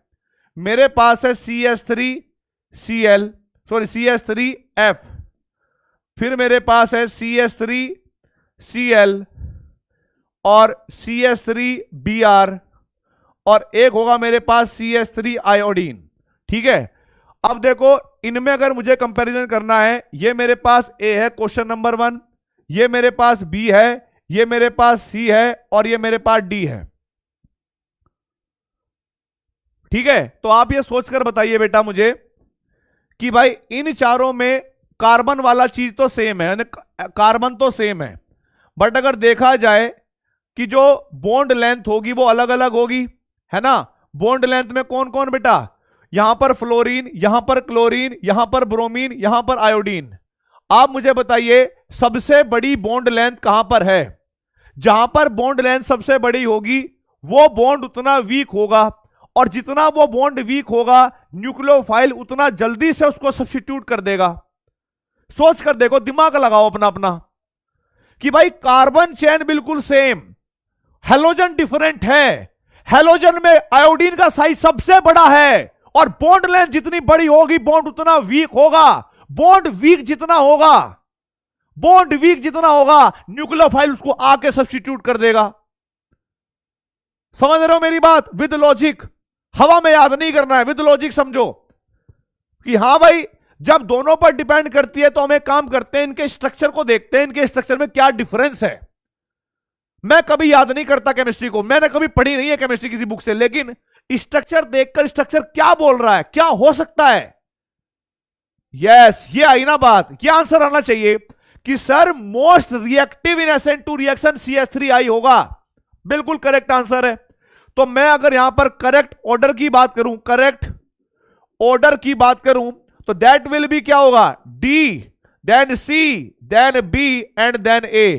क्या आपको यह बात समझ में आ गई? Question number 2, question number 2, question number 2, question number 2 जरा देखो भाई, मैंने कहा कि अब मेरे पास एक है CH3Cl, फिर है मेरे पास CH3CH2Cl, और फिर आया मेरे पास CH3CH और CH3Cl। आपको क्या समझना है, जरा ध्यान से देखना भाई। इस कार्बन पे अटैक करना है न्यूक्लियोफाइल को, इस वाले कार्बन पे, इस वाले कार्बन पे, इस वाले कार्बन पे। यहां पर सिर्फ हाइड्रोजन जुड़े हुए हैं। दिमाग में सेट करना कि भाई इस बार हेलोजन सेम है, इस बार हेलोजन सेम है, कार्बन चेन डिफरेंट है। कार्बन चेन में जो भी आपको डिफरेंस लग रहा है उसके हिसाब से लॉजिक लगाओ। इस बार हेलोजन सेम है, हेलोजन को मत देखना, कार्बन को देखो, कार्बन ग्रुप को। यस, आपको पता है कि सर इस कार्बन पे ये CH3+ I इफेक्ट लगाएगा, और भाई ये 2+ I इफेक्ट लगेंगे उस कार्बन पे। और हमारे दिमाग में, हमारे पेट में, हमारे घुटनों में, हमारे तलवों में, जहां पर भी आपको दिमाग दिया है भगवान ने, वहीं से सोचिए। SN2 रिएक्शन में पेंटावेलेंट कार्बन वाली ट्रांजिशन स्टेट बनती है, और पेंटावेलेंट कार्बन चाहता है कि मुझसे कोई इलेक्ट्रॉन ले ले, मुझे देना। अगर मुझसे कोई इलेक्ट्रॉन लेगा तो मैं तेज रिएक्शन करूंगा, अगर कोई मुझे इलेक्ट्रॉन और दे देगा तो मेरी रिएक्शन और स्लो हो जाएगी, बिकॉज मैं अनस्टेबल हो जाऊंगी। ट्रांजिशन स्टेट की बात है ये। इसीलिए हम कहेंगे कि भाई ए का रिएक्शन फिर बी होगा, फिर सी होगा। अब मुझे ये मत बोलना क्लियर है, समझ में आ गया, नहीं आ गया। मुझे कमेंट बॉक्स में आग लगी चाहिए और लिखो सुपर क्लियर। पहली बार, अभी तक क्रिस्टल क्लियर होता था, अब सुपर क्लियर होगा भाई, फटाफट सुपर क्लियर विद लॉजिक। आपको जोड़ते चलना है केमिस्ट्री को, रट्टाफिकेशन नहीं।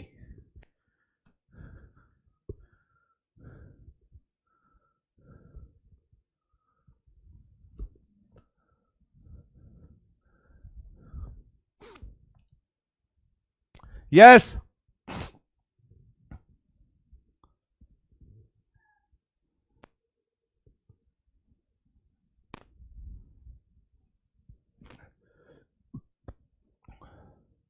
बहुत बेहतरीन बेटा, धन्यवाद, बहुत बेहतरीन। ऐसे ही दिमाग लगाओ।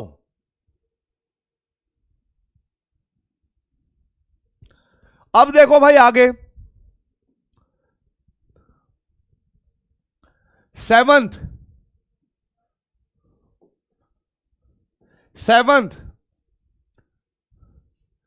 इन SN2 reaction, in SN2 reaction only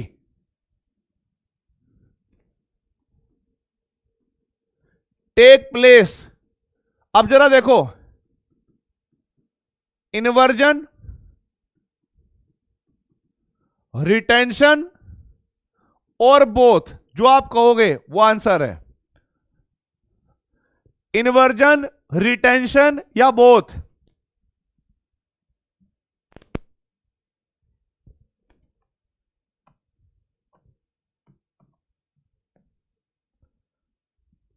thank you. SN2 reaction में अटैक पीछे से होता है, लिविंग ग्रुप साम अलग से निकलता है, ध्यान रखना है, पीछे से अटैक होगा, पीछे से, तो हमेशा इन्वर्जन होगा, यह पॉइंट ध्यान रखना है। SN2 रिएक्शन में हमेशा इन्वर्जन होगा बेटा, inversion take place, inversion take place.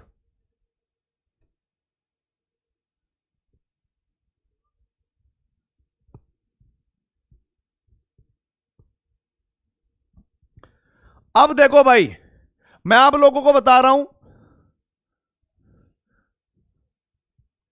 छठा पॉइंट, सॉरी छठा कह रहा हूं,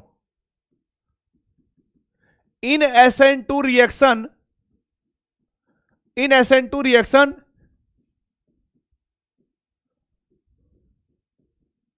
strong nucleophiles are used, strong nucleophiles are used, ठीक है। और आपके दो क्वेश्चन होंगे बेटा ऑर्डर ऑफ न्यूक्लियोफाइल के। क्वेश्चन नंबर थर्ड क्या कहेगा जरा देखो, क्वेश्चन नंबर सी कह लो या थर्ड कह लो, आपको न्यूक्लियोफिलिसिटी ऑर्डर बताना है, न्यूक्लियोफिलिसिटी ऑर्डर। और मैंने आपको पढ़ाया भी था ये एक बार, CH3 NH2 OH minus F minus, आपको मैंने रिवीजन क्लास में सैटरडे की क्लास में एक दिन पढ़ाया भी था ऑर्डर ऑफ न्यूक्लियोफिलिसिटी। आंसर बताइए भाई क्या होगा। जब हम कभी एक ही पीरियड में कंपेयर करते हैं तो हम यह देखते हैं कि जिसकी इलेक्ट्रोनेगेटिविटी कम होगी, जिसकी इलेक्ट्रोनेगेटिविटी कम होगी वो इलेक्ट्रॉन को या नेगेटिव चार्ज को होल्ड नहीं कर पाएगा और आसानी से इलेक्ट्रॉन देगा। तो इसका जो करेक्ट आंसर होगा भाइयों वो CH3 NH2 OH और F, क्योंकि हम जानते हैं पीरियोडिक टेबल में इधर से इधर जाने पर इलेक्ट्रोनेगेटिविटी बढ़ती है, इंक्रीज होती है इलेक्ट्रोनेगेटिविटी। अब इसमें CH3 कार्बन की इलेक्ट्रोनेगेटिविटी क्या है, सबसे कम। कार्बन इलेक्ट्रॉन रख नहीं पाएगा, तो जो आसानी से इलेक्ट्रॉन दे देगा, इसका मतलब कार्बन को इलेक्ट्रॉन देने पड़ेंगे जब रख नहीं पाएगा तो जो आसानी से इलेक्ट्रॉन देता है वो उतना ही अच्छा न्यूक्लियोफाइल होता है। बात समझ में आई कि नहीं आई? ABCD करेक्ट आंसर होना चाहिए। देखो भाई फोर्थ क्वेश्चन, देखो फोर्थ क्वेश्चन क्या था, फिर आपको न्यूक्लियोफिलिसिटी ऑर्डर ही बताना है, न्यूक्लियोफिलिसिटी ऑर्डर, न्यूक्लियोफिलिसिटी ऑर्डर। अगर एक तरफ मैंने F माइनस, दूसरी तरफ मैंने Cl माइनस और Br माइनस और I माइनस ऐसे कर दिया, याद आई वो कहानी कि जब सपना बैठी थी छठे फ्लोर पे और नीचे से पत्थर मार के बोलना था कि देखो I want to say that most respectfully, नहीं क्या बोलते हो, most respectfully I want to say that I want to react with you to make some product, you would you accept my क्या बोलते उसको, प्रपोजल। यस, वो वाली कहानी जो रोड से नहीं हो पाई थी, साइड वाली बिल्डिंग में जाके हो गई थी। यस, तो भाई हमें पता है जिसका, जब हम ऊपर से नीचे जाते हैं ग्रुप में, क्योंकि हमें पता है कि पीरियोडिक टेबल में ग्रुप में ऊपर से नीचे जाने पर साइज बढ़ता है और जिसका साइज ज्यादा होगा वो आसानी से इलेक्ट्रॉन दे देगा। तो करेक्ट ऑर्डर क्या होगा न्यूक्लियोफिलिसिटी का, ये बात समझ में आई कि नहीं? अब ये करके दिखाओ जरा, ये करके दिखाओ, ठीक है।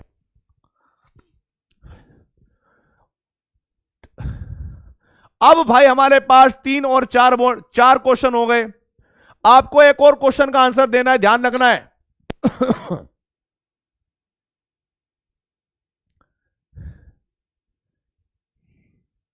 अब देखो भाई फिफ्थ क्वेश्चन क्या कह रहा है, आपको फिर से न्यूक्लियोफिलिसिटी बतानी होगी, न्यूक्लियोफिलिसिटी ऑर्डर बताना होगा, न्यूक्लियोफिलिसिटी ऑर्डर, ठीक है। वो क्या है जरा देखो, न्यूक्लियोफिलिसिटी ऑर्डर क्या है जरा समझिएगा।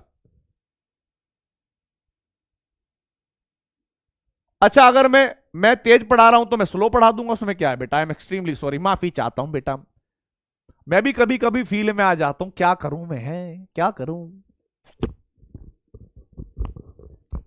चलो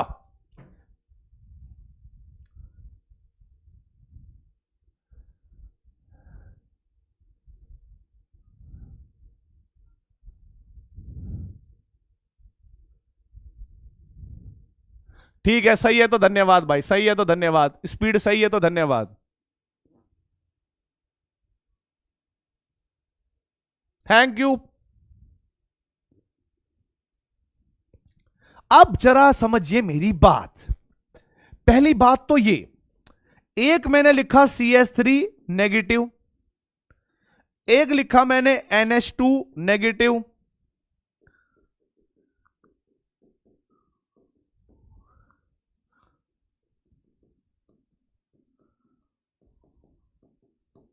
ये 4 है भाई। देखो ये ध्यान से देखना, न्यूक्लियोफाइल कौन है यहां पर, कार्बन, कार्बन के इलेक्ट्रॉन, नाइट्रोजन, नाइट्रोजन के इलेक्ट्रॉन, ऑक्सीजन, ऑक्सीजन के इलेक्ट्रॉन, ऑक्सीजन, ऑक्सीजन के साथ इलेक्ट्रॉन। ठीक है, आप मुझे बताइए इन चारों में सबसे अच्छा न्यूक्लियोफाइल कौन सा है? कोई बात नहीं, मैं धीरे धीरे भी पढ़ाता हूं, आप टेंशन ना लें बेटा।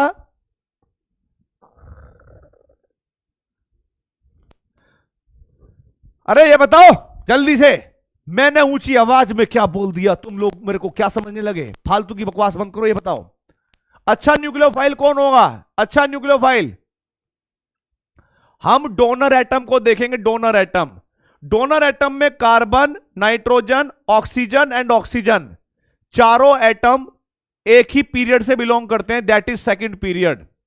अब मुझे पता है कि कार्बन, नाइट्रोजन, ऑक्सीजन और ऑक्सीजन में कार्बन की इलेक्ट्रोनेगेटिविटी सबसे कम है, और जिसकी इलेक्ट्रोनेगेटिविटी सबसे कम होती है वो अपने ऊपर इलेक्ट्रॉन नहीं रख पाता है, उसको इलेक्ट्रॉन देने पड़ते हैं, और जो आसानी से इलेक्ट्रॉन दे देता है उसकी न्यूक्लियोफिलिसिटी ज्यादा होती है। अब CH3 जो है वो जीत गया है किससे? इससे। अब नाइट्रोजन जीत जाएगा ऑक्सीजन से, बिकॉज नाइट्रोजन की इलेक्ट्रोनेगेटिविटी कम है ऑक्सीजन से। अब यहां पर ऑक्सीजन और यहां पर भी ऑक्सीजन, यहां पर ऑक्सीजन यहां पर भी ऑक्सीजन, दोनों जगह सेम। अगर आप ध्यान से देखो, ये lone pair single bond double bond, मतलब कहीं ना कहीं ये इलेक्ट्रॉन रेजोनेंस में जा सकते हैं, और यहां पर देखो ये इलेक्ट्रॉन इधर भी रेजोनेंस में जा सकते हैं और इधर भी रेजोनेंस में जा सकते हैं। कहने का अर्थ ये हुआ कि इन दोनों में रेजोनेंस कहां पर ज्यादा होगा? मुझे ये बताओ। आप कहोगे सर ज्यादा रेजोनेंस इसमें हो रहा है। जब ऑक्सीजन के इलेक्ट्रॉन रेजोनेंस में ज्यादा घूमेंगे तो ये इलेक्ट्रॉन ज्यादा देर तक ऑक्सीजन के पास अवेलेबल नहीं रहेंगे किसी को देने के लिए। मान लो इलेक्ट्रोफाइल आया है ऑक्सीजन को कहने के लिए भाई इलेक्ट्रॉन दे दे, अब ऑक्सीजन कह रहा है सुन भाई वो तो कोई लेके गया है, रेजोनेंस में लेके गया है। अच्छा, इलेक्ट्रोफाइल कह रहा है हेलो भाई ऑक्सीजन इलेक्ट्रॉन दे दे, अब ऑक्सीजन कह रहा है भाई मेरे इलेक्ट्रॉन उसमें गए हैं, क्या नाम, बुकिंग पे गए हैं रेजोनेंस में, मैं आज नहीं दे सकता। तो मतलब इन दोनों ऑक्सीजन में यहां ज्यादा रेजोनेंस होता है, यहां पर कम होता है, लेकिन ज्यादा रेजोनेंस होने की वजह से इलेक्ट्रोफाइल को कहां पर सबसे ज्यादा दिक्कत होगी? कहां पर ज्यादा दिक्कत होगी आप मुझे बताइए इलेक्ट्रॉन लेने में। आप कहोगे यार ये वाला ऑक्सीजन बड़ा परेशान कर रहा है, इलेक्ट्रॉन दे ही नहीं रहा है। ये वाला ऑक्सीजन ज्यादा परेशान करेगा क्योंकि ज्यादा रेजोनेंस हो रहा है। इसका मतलब है इलेक्ट्रोफाइल के साथ जो रिएक्टिविटी होगी ना इस वाले ऑक्सीजन की कम होगी, और ये न्यूक्लियोफाइल उतना ज्यादा वीक हो जाएगा। तो न्यूक्लियोफाइल का ऑर्डर आएगा ये, न्यूक्लियोफाइल का ऑर्डर आएगा ये।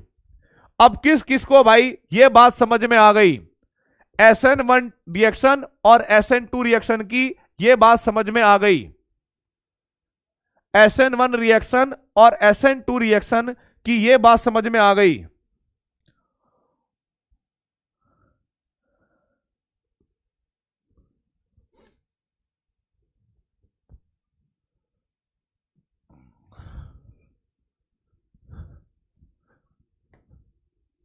बेटा देखो आपको रेजोनेट होना पड़ेगा। फिजिक्स में बड़े लोग ये कहते हैं कि जब अगर आपको चलती हुई ट्रेन में बैठना है ना, तो अगर आप खड़े हो और सोच रहे हो चलती हुई ट्रेन में आप बैठ जाओगे तो नहीं बैठ पाओगे, कभी नहीं बैठ पाओगे, ट्रेन चली जाएगी तुम खड़े रह जाओगे। या फिर कभी ऐसा है कि ट्रेन खड़ी है और तुम भागे जा रहे हो, तुम ट्रेन में तब भी नहीं चढ़ पाओगे। तुम्हें क्या करना पड़ेगा? ट्रेन में चढ़ने के लिए थोड़ा भागना पड़ेगा, ट्रेन की स्पीड के बराबर आना पड़ेगा, और जब ट्रेन की स्पीड के बराबर आओगे तो तुम चलती हुई ट्रेन में एकदम से चले जाओगे। तो फिजिक्स कहता है कि जब दो सिस्टम एक रेजोनेंस में आते हैं तो एक मास दूसरे सिस्टम के अंदर ट्रांसफर हो जाता है, या एनर्जी ट्रांसफर हो जाती है, या फ्रीक्वेंसी ट्रांसफर हो जाती है। इसीलिए आपको यह मानना पड़ेगा कि हमें समझना है, ऑप्शन नहीं है दूसरा, समझने की कोशिश करनी है। ठीक है, यस, क्योंकि यहां पर एक ट्रेन जो चल रही है जो नीट तक का सफर लेके जाएगी, उस ट्रेन में आपको बैठना है। अब देखो भाई फ्रीक्वेंसी मैच तो करनी पड़ेगी। ठीक है, अब मैं देखो ऐसे तो कर नहीं सकता, हे सिमरन देखो मैं ऑर्गेनिक केमिस्ट्री स्टार्ट कर रहा हूं, ठीक है, मेरी फ्रीक्वेंसी तुमसे मैच हो रही है, न्यूक्लियोफाइल का ऑर्डर मैं तुम्हें समझाऊंगा, ऐसे तो नहीं कर सकता ना भाई। Because I am Baahubali not Shahrukh Khan, ठीक है। जब तक तुम मेरा साथ दोगे तब तक मैं तुम्हारा साथ दूंगा, ठीक है, बहुत बढ़िया।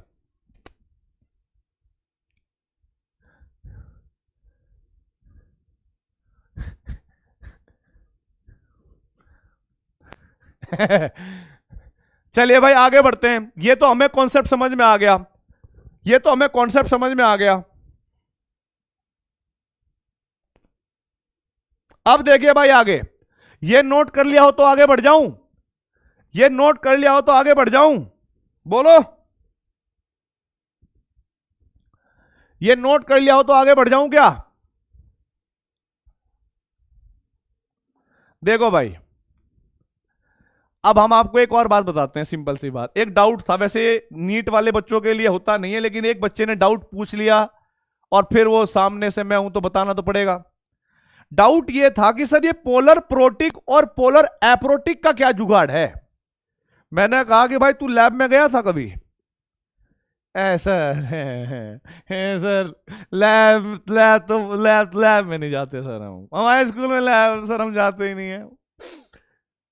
हाँ हाँ सर मैं लैब में नहीं जाता। मैंने कहा ठीक है भाई तू लैब में नहीं जाता, लैब क्रिएट कर देते हैं, ठीक है, लैब क्रिएट कर देते हैं। और लैब क्रिएट कुछ ऐसे करेंगे, समझना मेरी बात को, कि भाई ये है एक इतना बड़ा सॉल्वेंट, मतलब मीडियम है ये बोर्ड पर आप समझना कि आप रिएक्शन को बकायदा फील कर रहे हो कि भाई ये हमारे पास सॉल्वेंट है ना, सॉल्वेंट है। अब देखो भाई हमें क्या करनी है, हमें क्या करनी है, एक रिएक्शन, जैसे मान लो ये मेरे पास CH3 और Cl है और मैं इसकी रिएक्शन करना चाहता हूं एक न्यूक्लियोफाइल OH-, इससे करना चाहता हूं। तो भाई अगर मैं OH- से रिएक्शन करूंगा, CH3 OH बन जाएगा और Cl- अलग हो जाएगा, ठीक है। ये न्यूक्लियोफाइल ने इस पर अटैक करा, Cl- बाहर निकल गया, ठीक है, और OH- लग गया, Cl-, ये हो गया SN2 रिएक्शन, ठीक है, बात बिल्कुल सही है। SN2 रिएक्शन का energy profile diagram, SN2 reaction का एनर्जी प्रोफाइल डायग्राम समझना यहां पर, वो है OH- प्लस CH3Cl, ये लेवल है इसका, ये ट्रांजिशन स्टेट, और ये प्रोडक्ट होगा, मतलब Cl- प्लस CH3OH, ये प्रोडक्ट होगा, ये ट्रांजिशन स्टेट। एक्सपेरिमेंटल डेटा बताता हूं मैं, हवा में नहीं बोलता, पहले बता रहा हूं मैं आपको, ठीक है। ये रिएक्शन है। और भाई देखो मैं ये सोच रहा था कि मुझे ना वैसे भी मिथेनॉल पसंद है नहीं, हम अभी तक हमने अमृत खराब किया था बहुत सारे रिएक्शन में, अब हम अमृत बनाएंगे। तो ये रिएक्शन थी, यहां पर भी SN2 रिएक्शन हो ही जाती है, ठीक है, यहां पर भी SN2 रिएक्शन हो ही जाती है, OH- प्लस के CH3 CH2Cl, और ये लेवल होगा किसका बेटा,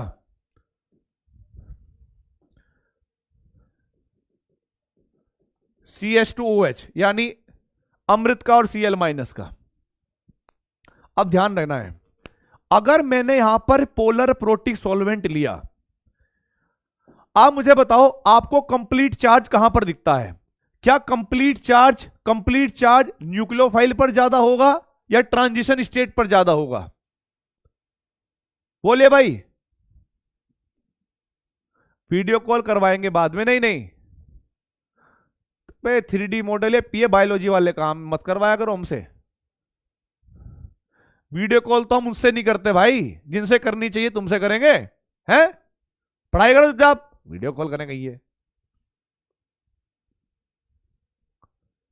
यहां पे देखो फटाफट। नहीं नहीं, ध्यान रखना है, ट्रांजिशन स्टेट बहुत थोड़ी देर के लिए बनती है, और उस पर पूरा चार्ज नहीं होता, पूरा चार्ज नहीं होता, लेकिन OH माइनस का चार्ज।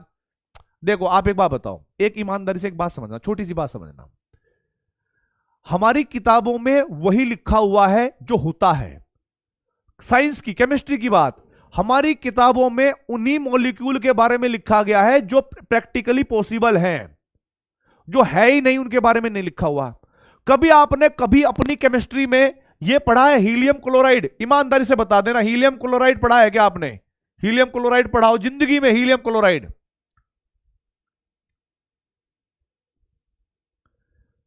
बस सोच के बताओ, हीलियम क्लोराइड पढ़ा है क्या तुमने पूरी किताब में कहीं पर भी?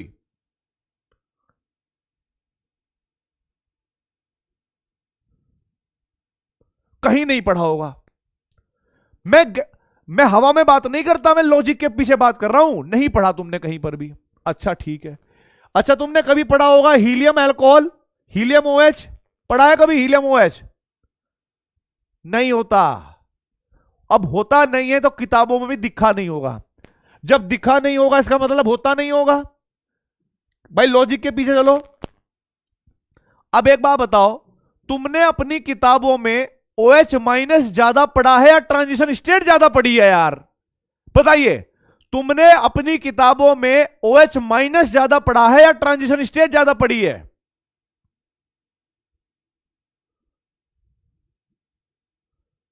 OH माइनस, OH माइनस ज्यादा बार देखने को मिला है। इसका मतलब OH माइनस ज्यादा स्टेबल है, यानी OH पर नेगेटिव चार्ज पूरी तरीके से है, ट्रांजिशन स्टेट पर पूरी तरीके से नहीं है। ट्रांजिशन स्टेट पर पूरी तरीके से है नहीं। अगर मैं ये जो सॉल्यूशन था ना जो मैंने लिया था, अगर मैं पोलर प्रोटिक सॉल्वेंट ले लूंगा लाइक वाटर, तो पोलर प्रोटिक सॉल्वेंट पता है क्या करेगा? कहीं ना कहीं थोड़ा बहुत H प्लस बना देगा, हो सकता है थोड़ा बहुत OH माइनस भी बन जाए, ठीक है उसकी कोई बात नहीं है। लेकिन जो पोलर प्रोटिक सॉल्वेंट होते हैं, polar protic solvent like water, ठीक है, ये कहीं ना कहीं H प्लस दे बैठेंगे। और H प्लस किससे प्यार करता है? Polar protic solvent H plus किससे प्यार करेगा इन सब में से? वो सबसे ज्यादा प्यार OH माइनस से करेगा। और जैसे ही OH माइनस से वो प्यार करेगा, तो ध्यान रखना है, H प्लस और OH माइनस मिलकर आपस में क्या हो जाएंगे? वाटर बन जाएंगे। H प्लस OH माइनस के साथ मिलकर क्या कर लेंगे? वाटर बन जाएंगे। अब वाटर क्या हो जाएगा बेटा? वाटर की वजह से ये जो OH माइनस में और वाटर में अगर आप कंपैरिजन करोगे, which is the good nucleophile, which is better nucleophile? OH minus में और वाटर में which is better nucleophile? OH minus में और वाटर में विच इज बेटर न्यूक्लियोफाइल?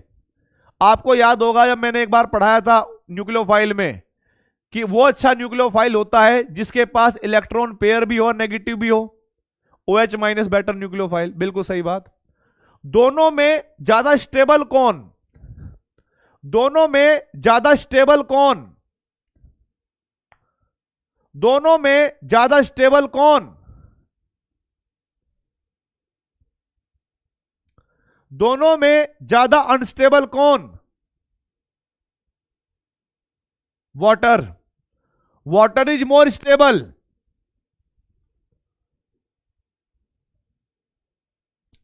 ध्यान रखना है, अगर मैं रिएक्शन ये करवाऊंगा ना H2O प्लस के CH3 CH2Cl, मतलब अगर मैंने इसको स्टेबल कर दिया, न्यूक्लियोफाइल को स्टेबल कर दिया, तो रिएक्शन यहां से नहीं शुरू होगी, रिएक्शन यहां से शुरू होगी। और यहां पर थोड़ा बहुत घटेगा ये, लेकिन देखो भाई, यहां पर घटना और यहां पर डिक्रीज होना एनर्जी का, ये ज्यादा बड़ा अमाउंट है। तो मुझे बताओ, इसका बहुत ज्यादा नीचे आने से overall activation energy, overall activation energy जो है वो घटेगी या बढ़ेगी? ओवरऑल एक्टिवेशन एनर्जी बढ़ेगी या घटेगी? भाई मैं मानता हूं कि पुराने वाली से नए वाली की एक्टिवेशन एनर्जी थोड़ी कम है, लेकिन देखो सोचो, ये गैप और ये गैप में ओवरऑल एक्टिवेशन एनर्जी बढ़ेगी या घटेगी? इंक्रीज हो जाएगी, इंक्रीज हो जाएगी। ओवरऑल एक्टिवेशन एनर्जी इंक्रीज हो जाएगी भाइयों, इंक्रीज।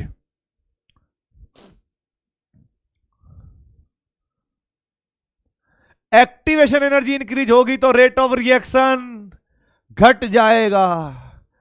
यही कारण है SN2 रिएक्शन हो या SN1 रिएक्शन हो, SN2 रिएक्शन हो या SN1 रिएक्शन हो, दोनों रिएक्शन में पोलर सॉल्वेंट चाहिए, पोलर सॉल्वेंट। बट अगर हम SN2 रिएक्शन में पोलर प्रोटिक ले लेंगे तो वो रेट ऑफ रिएक्शन को डिक्रीज कर देगा, वो रेट ऑफ रिएक्शन को डिक्रीज कर देगा अगर हमने पोलर प्रोटिक ले लिया तो। और यही कारण है SN2 रिएक्शन में पोलर प्रोटिक नहीं लेना है। यही कारण है कि भाई इन SN2 रिएक्शन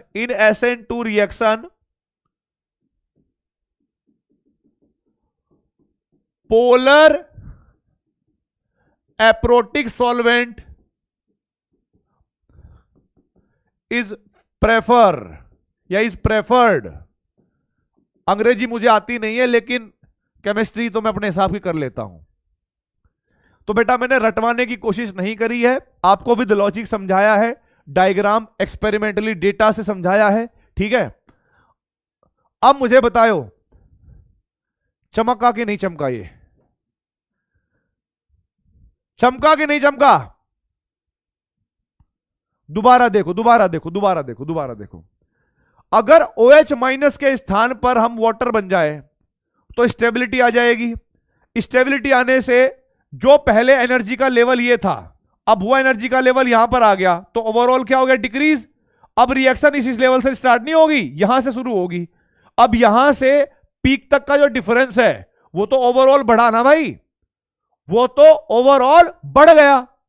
अब अगर एक्टिवेशन एनर्जी बढ़ जाएगी पोलर सॉल्वेंट लेने से, तो हम क्यों लेंगे भाई पोलर प्रोटिक जब एक्टिवेशन एनर्जी बढ़ रही है? क्योंकि एक्टिवेशन एनर्जी बढ़ने से रेट ऑफ रिएक्शन स्लो हो जाएगा, रेट ऑफ रिएक्शन स्लो हो जाएगा। इस वजह से हमें ध्यान रखना है कि polar protic solvent SN2 reaction में नहीं लेना है।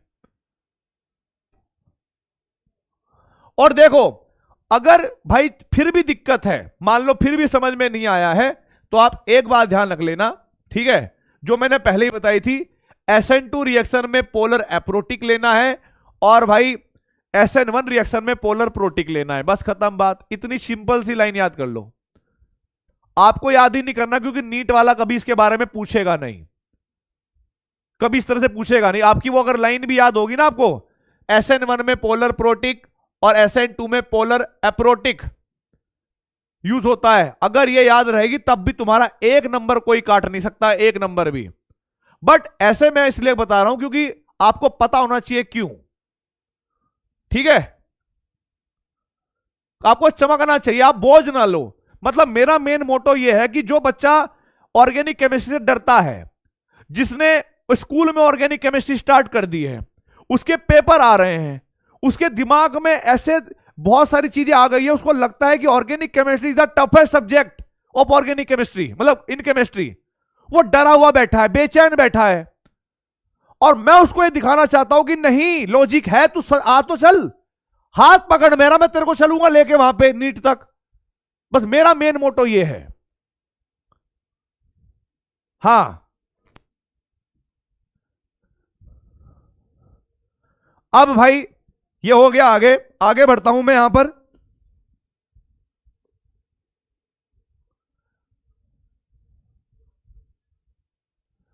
SN1 रिएक्शन और SN2 रिएक्शन खत्म, SN1 रिएक्शन SN2 रिएक्शन खत्म, मैकेनिज्म खत्म। और जो जो मैंने लाइन लिखवाई है, 5 मिनट के लिए दे दो मुझे, बस 5 मिनट के लिए। उंगली पे करवाऊंगा, उंगली पे याद करना। पहला मुझे बताइए SN2 रिएक्शन के लिए किस प्रकार के एल्काइल हैलाइड प्रेफर किए जाते हैं, मोर हिंडर्ड या लेस हिंडर्ड? अभी बता दूंगा, तुम्हें आया कि नहीं आया। SN2 रिएक्शन के लिए कौन से एल्काइल हैलाइड प्रेफर किए जाते हैं? लेस हिंडर्ड या मोर हिंडर्ड? ऑप्शन दे रहा हूं, आंसर दो। बकवास मत करो, बकवास बंद करो, काम की बात बताओ मुझे।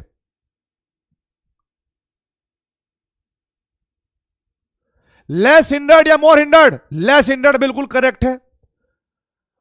अब मुझे एक बात बताओ, अगर बहुत सारे एल्काइल हैलाइड मैंने दिखा दिए आप लोगों को, बहुत सारे एल्काइल हैलाइड मैंने आपको दिखा दिए, पहचानना आ गया था कि नहीं आ गया था कि ये SN2 देगा या नहीं देगा, ये SN2 देगा या नहीं देगा? पहचानना आ गया था कि नहीं आ गया था?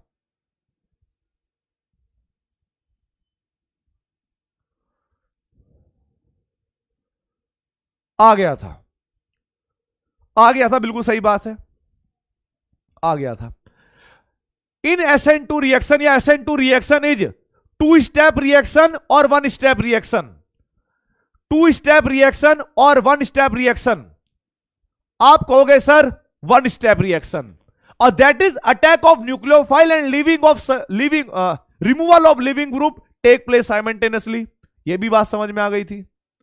अच्छा, SN2 रिएक्शन में जो रेट ऑफ रिएक्शन है वो किस किस की कंसंट्रेशन पर डिपेंड करेगा?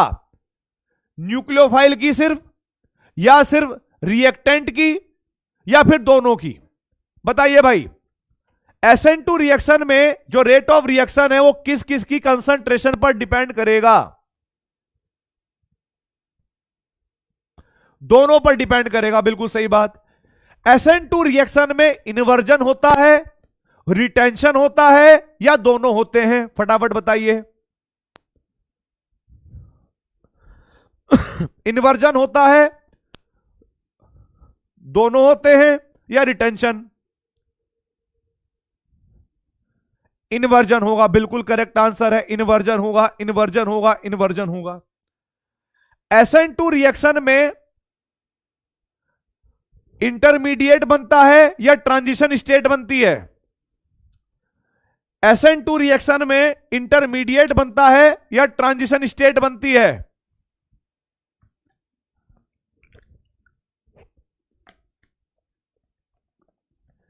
ट्रांजिशन स्टेट बनती है, बिल्कुल सही बात। ट्रांजिशन स्टेट बनती है, बिल्कुल सही बात। ट्रांजिशन स्टेट में कार्बन इलेक्ट्रॉन रिच होता है या इलेक्ट्रॉन डेफिशिएंट होता है? ट्रांजिशन स्टेट में कार्बन इलेक्ट्रॉन रिच होता है या इलेक्ट्रॉन डेफिशिएंट होता है बेटा? अच्छा, रिच होता है, बिल्कुल सही बात। मतलब तुम तो कहीं पर भी मात नहीं खा रहे, इलेक्ट्रॉन रिच होता है, बिल्कुल सही बात। अच्छा, एक बात बताओ, SN2 रिएक्शन को electron withdrawing rate of reaction को बढ़ाएंगे SN2 में, या इलेक्ट्रॉन डोनेटिंग ग्रुप जो है SN2 रिएक्शन का रेट बढ़ाएंगे? SN2 रिएक्शन का रेट कौन बढ़ाएगा? इलेक्ट्रॉन विड्रॉइंग या इलेक्ट्रॉन डोनेटिंग? इलेक्ट्रॉन डोनेटिंग या इलेक्ट्रॉन विड्रॉइंग? अच्छा, इलेक्ट्रॉन विड्रॉइंग आ गया, ठीक है, ठीक है। SN2 रिएक्शन में पोलर प्रोटिक सॉल्वेंट यूज होता है या पोलर एप्रोटिक? SN2 रिएक्शन में पोलर प्रोटिक सॉल्वेंट यूज होता है या पोलर एप्रोटिक?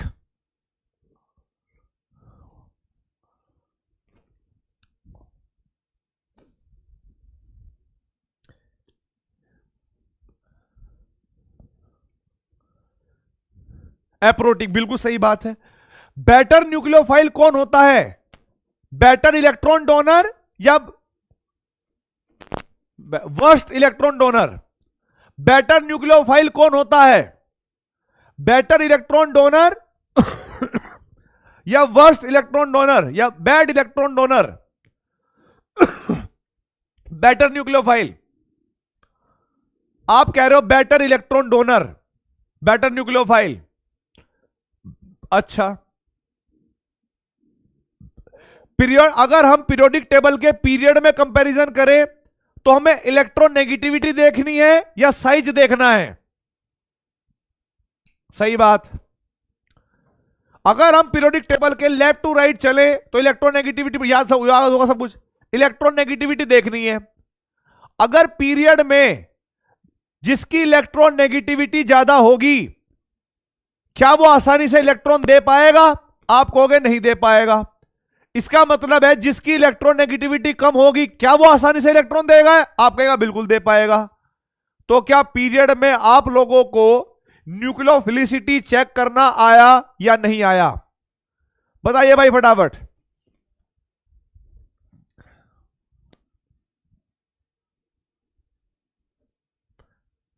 जब हम ऊपर से नीचे जाते हैं ग्रुप में तो साइज देखते हैं या इलेक्ट्रोनेगेटिविटी देखते हैं? साइज देखते हैं या इलेक्ट्रोनेगेटिविटी देखते हैं?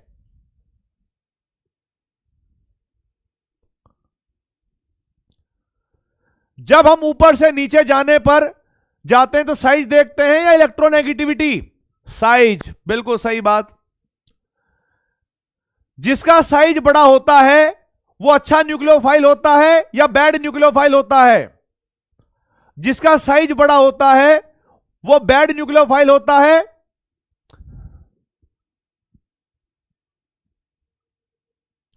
या बैड न्यूक्लियोफाइल होगा बेटा? गुड न्यूक्लियोफाइल होगा, बढ़िया न्यूक्लियोफाइल होगा, बिल्कुल सही जवाब है। sp2 हाइब्रिड कार्बन से जुड़ा हुआ हैलोजन, सुनना मेरी बात, sp2 हाइब्रिड कार्बन से जुड़ा हुआ हैलोजन SN2 रिएक्शन नहीं देता। पहला रीजन, ज्यादा S करैक्टर होने की वजह से बॉन्ड स्ट्रेंथ मजबूत होती है और न्यूक्लियोफाइल उसको तोड़ नहीं पाता। यह स्टेटमेंट करेक्ट है या इनकरेक्ट? यह स्टेटमेंट करेक्ट है या incorrect? Due to more S character in carbon chlorine bond there is more S character, that's why the bond is so strong and nucleophile can't break that bond. You don't think I don't know how to speak in English? I can. This is true. The second statement is the carbon chlorine bond has double bond character because the electron pair of chlorine is resonated with sp2 hybrid carbon double bonded. Because yes, it is correct. It is correct.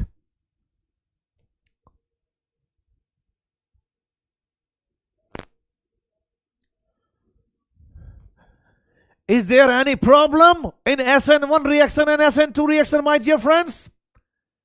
तुमको लगता है कि हम हिंदी में बात करता है, हम इंग्लिश में भी बात करता है? देखो, क्या कोई प्रॉब्लम तुमको SN1 SN2 में दिखी? जाके आसमान में दहाड़ दो कि निकालो SN1 SN2 रिएक्शन कौन सी किताब में लिखी है, कहां पर? पढ़ना ही नहीं है भाई, पढ़ना नहीं है अब तुम्हें, तुम सीख चुके हो, अंदर घुस चुकी है तुम्हारे SN1 SN2 रिएक्शन, अंदर घुस चुकी है और उसको ऐसे ही समा के रखो, आगे ओवरऑल केमिस्ट्री ऐसे ही समाई जाएगी।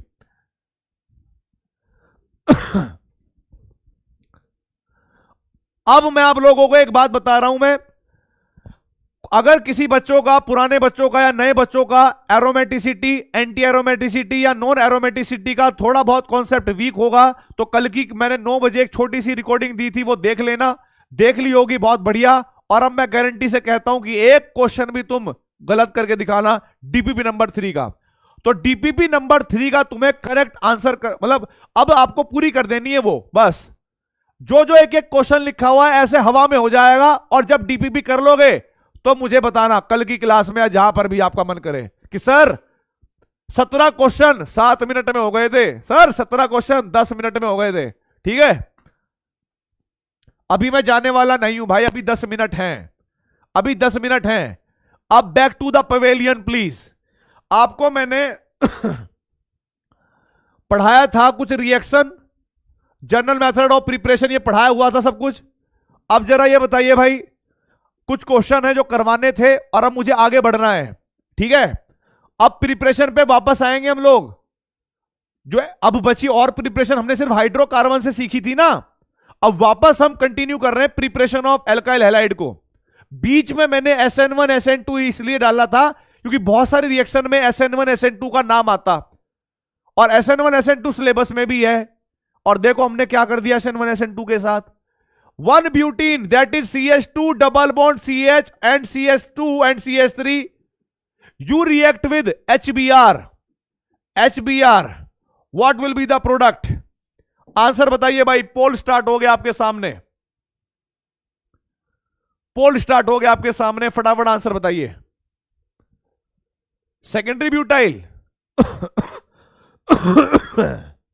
N butyl, 1 bromobutane. देखो बेटा, बिल्कुल सही बात है आपका. आप कहोगे भाई परोक्साइड तो है नहीं, तो सबसे पहला काम होगा कार्बोकटायन का बनाना. H+ आएगा, आप स्टेबल कार्बोकटायन बनाओगे ये वाला CH, CH2, CH3.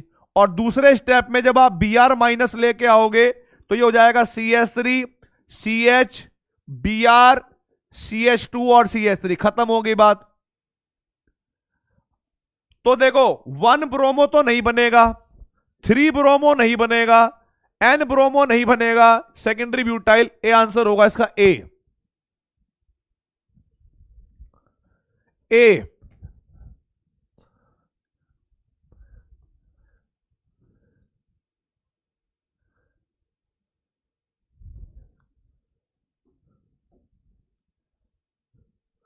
सिक्सटी 62% बच्चों का आंसर जो है भाई वो हमारे पास ए आया है. और विजेता है हमारे पास रोहित, आदित्य और ये मलाय, आर्चित, संस्कार और अक्षत. बहुत बढ़िया बेटा. B continue. और ये जो नालायक हैं सही करना शुरू कर दो. अगला क्वेश्चन देखिए. Ethylidene chloride can be prepared by the reaction of HCl. Ethylidene chloride,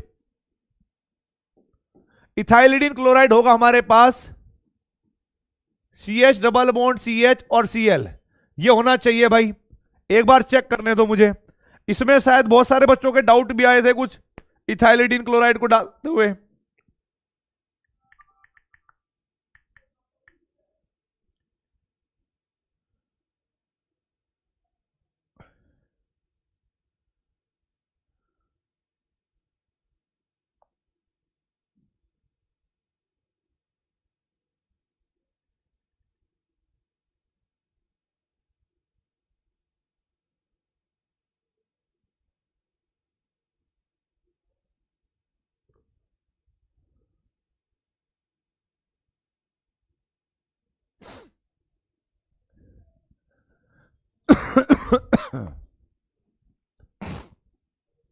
ये बनाओ भाई इथाइलिडीन क्लोराइड C2. हाँ,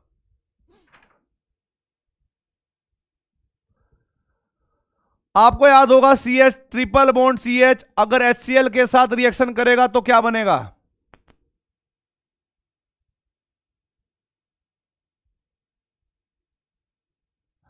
यहां पर दोनों कार्बन एक है, एक ही HCl है. ठीक है, तो आप एक Cl इधर दे देना और एक हमारे पास यहां चला जाएगा CH2 डबल बॉन्ड. इसका फॉर्मूला बेटा हो हमारे पास C2H4 Cl2 ही होगा, इथाइलिन क्लोराइड. ठीक है, CH2 CHCl. और क्योंकि पाई बॉन्ड अभी भी अवेलेबल है तो हमारे पास एक और HCl आएगा.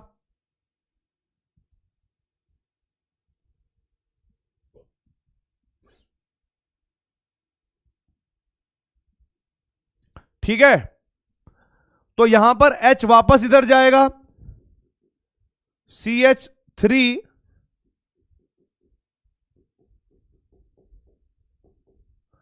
अब देखो भाई इथाइलिडीन का मतलब हो गया C2H2N. ठीक है भाई. नेक्स्ट है which of the following reaction follow Markovnikov rule. कौन सी रिएक्शन है जो मार्कोनिकोव रूल को फॉलो करेगी?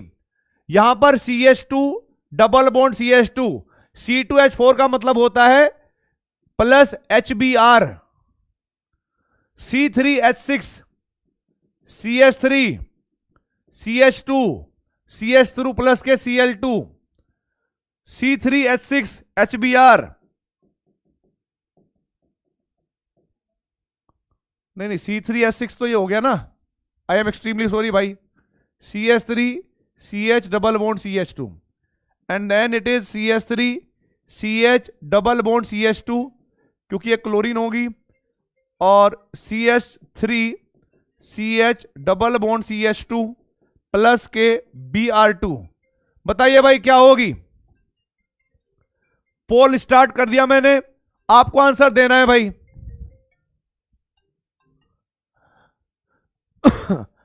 कहां पर मार्कोनिकोव रूल लगेगा? Follow Markovnikov rule. देखो ये तो दोनों क्लोरीन हो गई ना। अच्छा यहां पर मैंने HBr लिखना था, सॉरी, HBr। देखो दोनों डबल बॉन्डेड कार्बन सेम है, ठीक है, दोनों डबल बॉन्डेड कार्बन सेम है, तो कोई कहीं भी लगा लो, कोई फर्क नहीं पड़ने वाला। तो यहां पे तो नहीं लगा।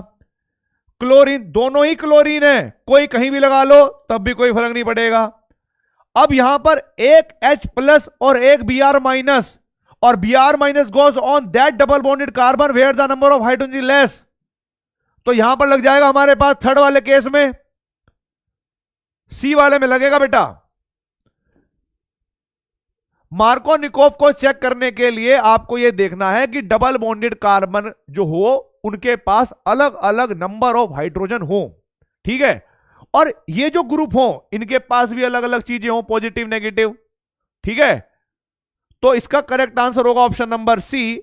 और देखते हैं कितनी जनता का आंसर सी आया है। ओनली 38% जनता का आंसर सही है। आधे बच्चों ने जल्दबाजी में क्या किया होगा, क्लोरीन पे ध्यान नहीं दिया, सिर्फ इसी का स्ट्रक्चर बनाकर कहा कि अच्छा लग गया। इसीलिए मैं बता रहा हूं दिमाग के साथ, आपके दिमाग ने क्लोरीन को HBr को तो कंपेयर किया ही नहीं, आपने इसको देखकर ही और पहले आ गया एकदम यहां पे।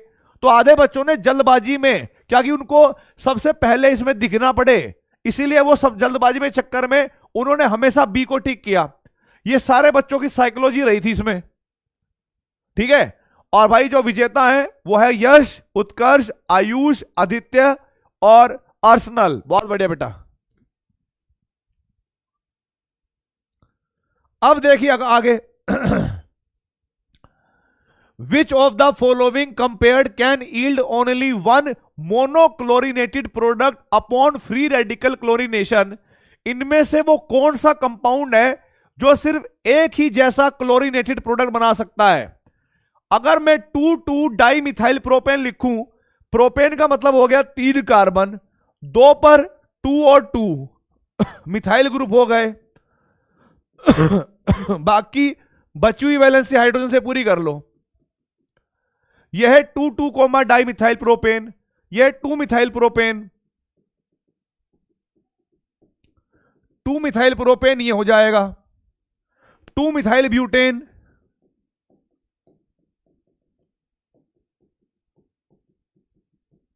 और N ब्यूटेन।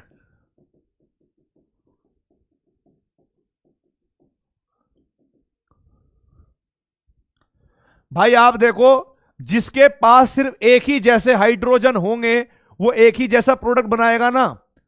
अब अगर आप ध्यान से देखो, पहले वाले ऑप्शन में सिर्फ 1 डिग्री हाइड्रोजन है, ये 1 डिग्री, ये 1 डिग्री, ये 1 डिग्री, ये 1 डिग्री। कहीं से भी हाइड्रोजन चेंज करो, क्लोरीन लगाओ, एक ही प्रोडक्ट बनेगा। यहां पर 1 degree, 1 degree, 1 degree, but it is 3 degree. यहां पर ये 1 degree, 1 degree, that is 3 degree, 2 degree, 1 degree, ये भी भाई एक से ज्यादा बनाएगा। यहां पर 1 डिग्री, ये 2 डिग्री, ये भी एक से ज्यादा बनाएगा। तो करेक्ट आंसर क्या होगा? करेक्ट आंसर क्या होगा ये बताओ ना। करेक्ट आंसर क्या होगा मेरे बच्चों? ए आंसर करेक्ट होगा, बिल्कुल सही। 69.32% बच्चों का आंसर बिल्कुल करेक्ट है। आधों ने तुक्के ही लगाए। मंजीत, मेधा, प्रांध्या पवार, अर्सलन, बहुत बढ़िया बेटा, दोबारा नाम आया आपका, बहुत बढ़िया। आदित्य सेम, बहुत बढ़िया।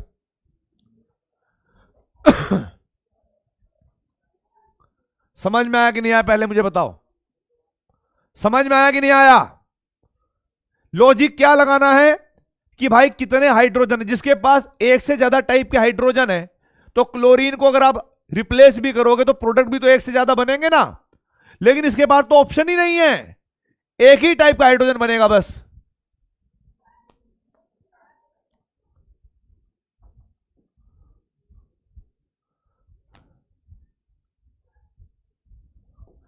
ये प्रोडक्ट बना दो भाई, ये प्रोडक्ट बताओ क्या बनेगा, ईमानदारी से, तुम्हें कसम है, ये वाला प्रोडक्ट बनाओ भाई, HCl रिएक्शन विद एल्कीन। अगर आप मार्कोनिकोव रूल डायरेक्ट लगाओगे ना, मार्कोनिकोव रूल, तो आंसर गलत होगा। और मैंने कहा था कि इस टाइप के क्वेश्चन आएंगे, देख लेना। आधे बच्चों को ये लग रहा होगा this is unsymmetrical alkene, this is H positive and Cl minus. वो क्या काम करेंगे, negative part goes on that double bonded carbon where the number of hydrogen less, और H प्लस को इधर दे देंगे, और उनका जो फेवरेट आंसर होगा वो C होगा, C। पर मैंने कहा था भाई जो आप सोच रहे होगे वो गलत होगा, ऐसा नहीं करना है। सबसे पहला काम होगा इन रिएक्शन में कार्बोकटायन बनाना, वो भी stable, that is CH2 CH और भाई CH3 पॉजिटिव। अब सोचना है क्या स्टेबल कार्बोकटायन में रीअरेंजमेंट हो सकती है? आपका दिमाग कह रहा है, आपका दिल कह रहा है, आपके घुटनों के तलवों के नीचे रहने वाली जो भी मोटी बुद्धि कह रही है, रिप्लेस, हाइड्राइड शिफ्ट करो, हाइड्राइड शिफ्ट करो, रीअरेंजमेंट करो सर, रीअरेंजमेंट करो। हम नहीं रुकेंगे। और एक बार अगर किसी ने यह कॉन्सेप्ट समझ लिया कि हमें पहले स्टेबल कार्बोकटायन तक पहुंचना है, अब कार्बोकटायन होता है ट्रायगोनल प्लेनर, उसके बाद तो कोई भी आए लग जाए तो भाई क्लोरीन इसके साथ कनेक्ट होगा, तो ये इसका आंसर कभी नहीं। इसका आंसर अगर होगा तो बेटा ऑप्शन नंबर डी, इसका अगर आंसर होगा तो होगा ऑप्शन नंबर डी। ये सारे के सारे क्वेश्चन आप ही के मॉड्यूल से हैं, कहीं बाहर से नहीं आए, परदेश से, ठीक है।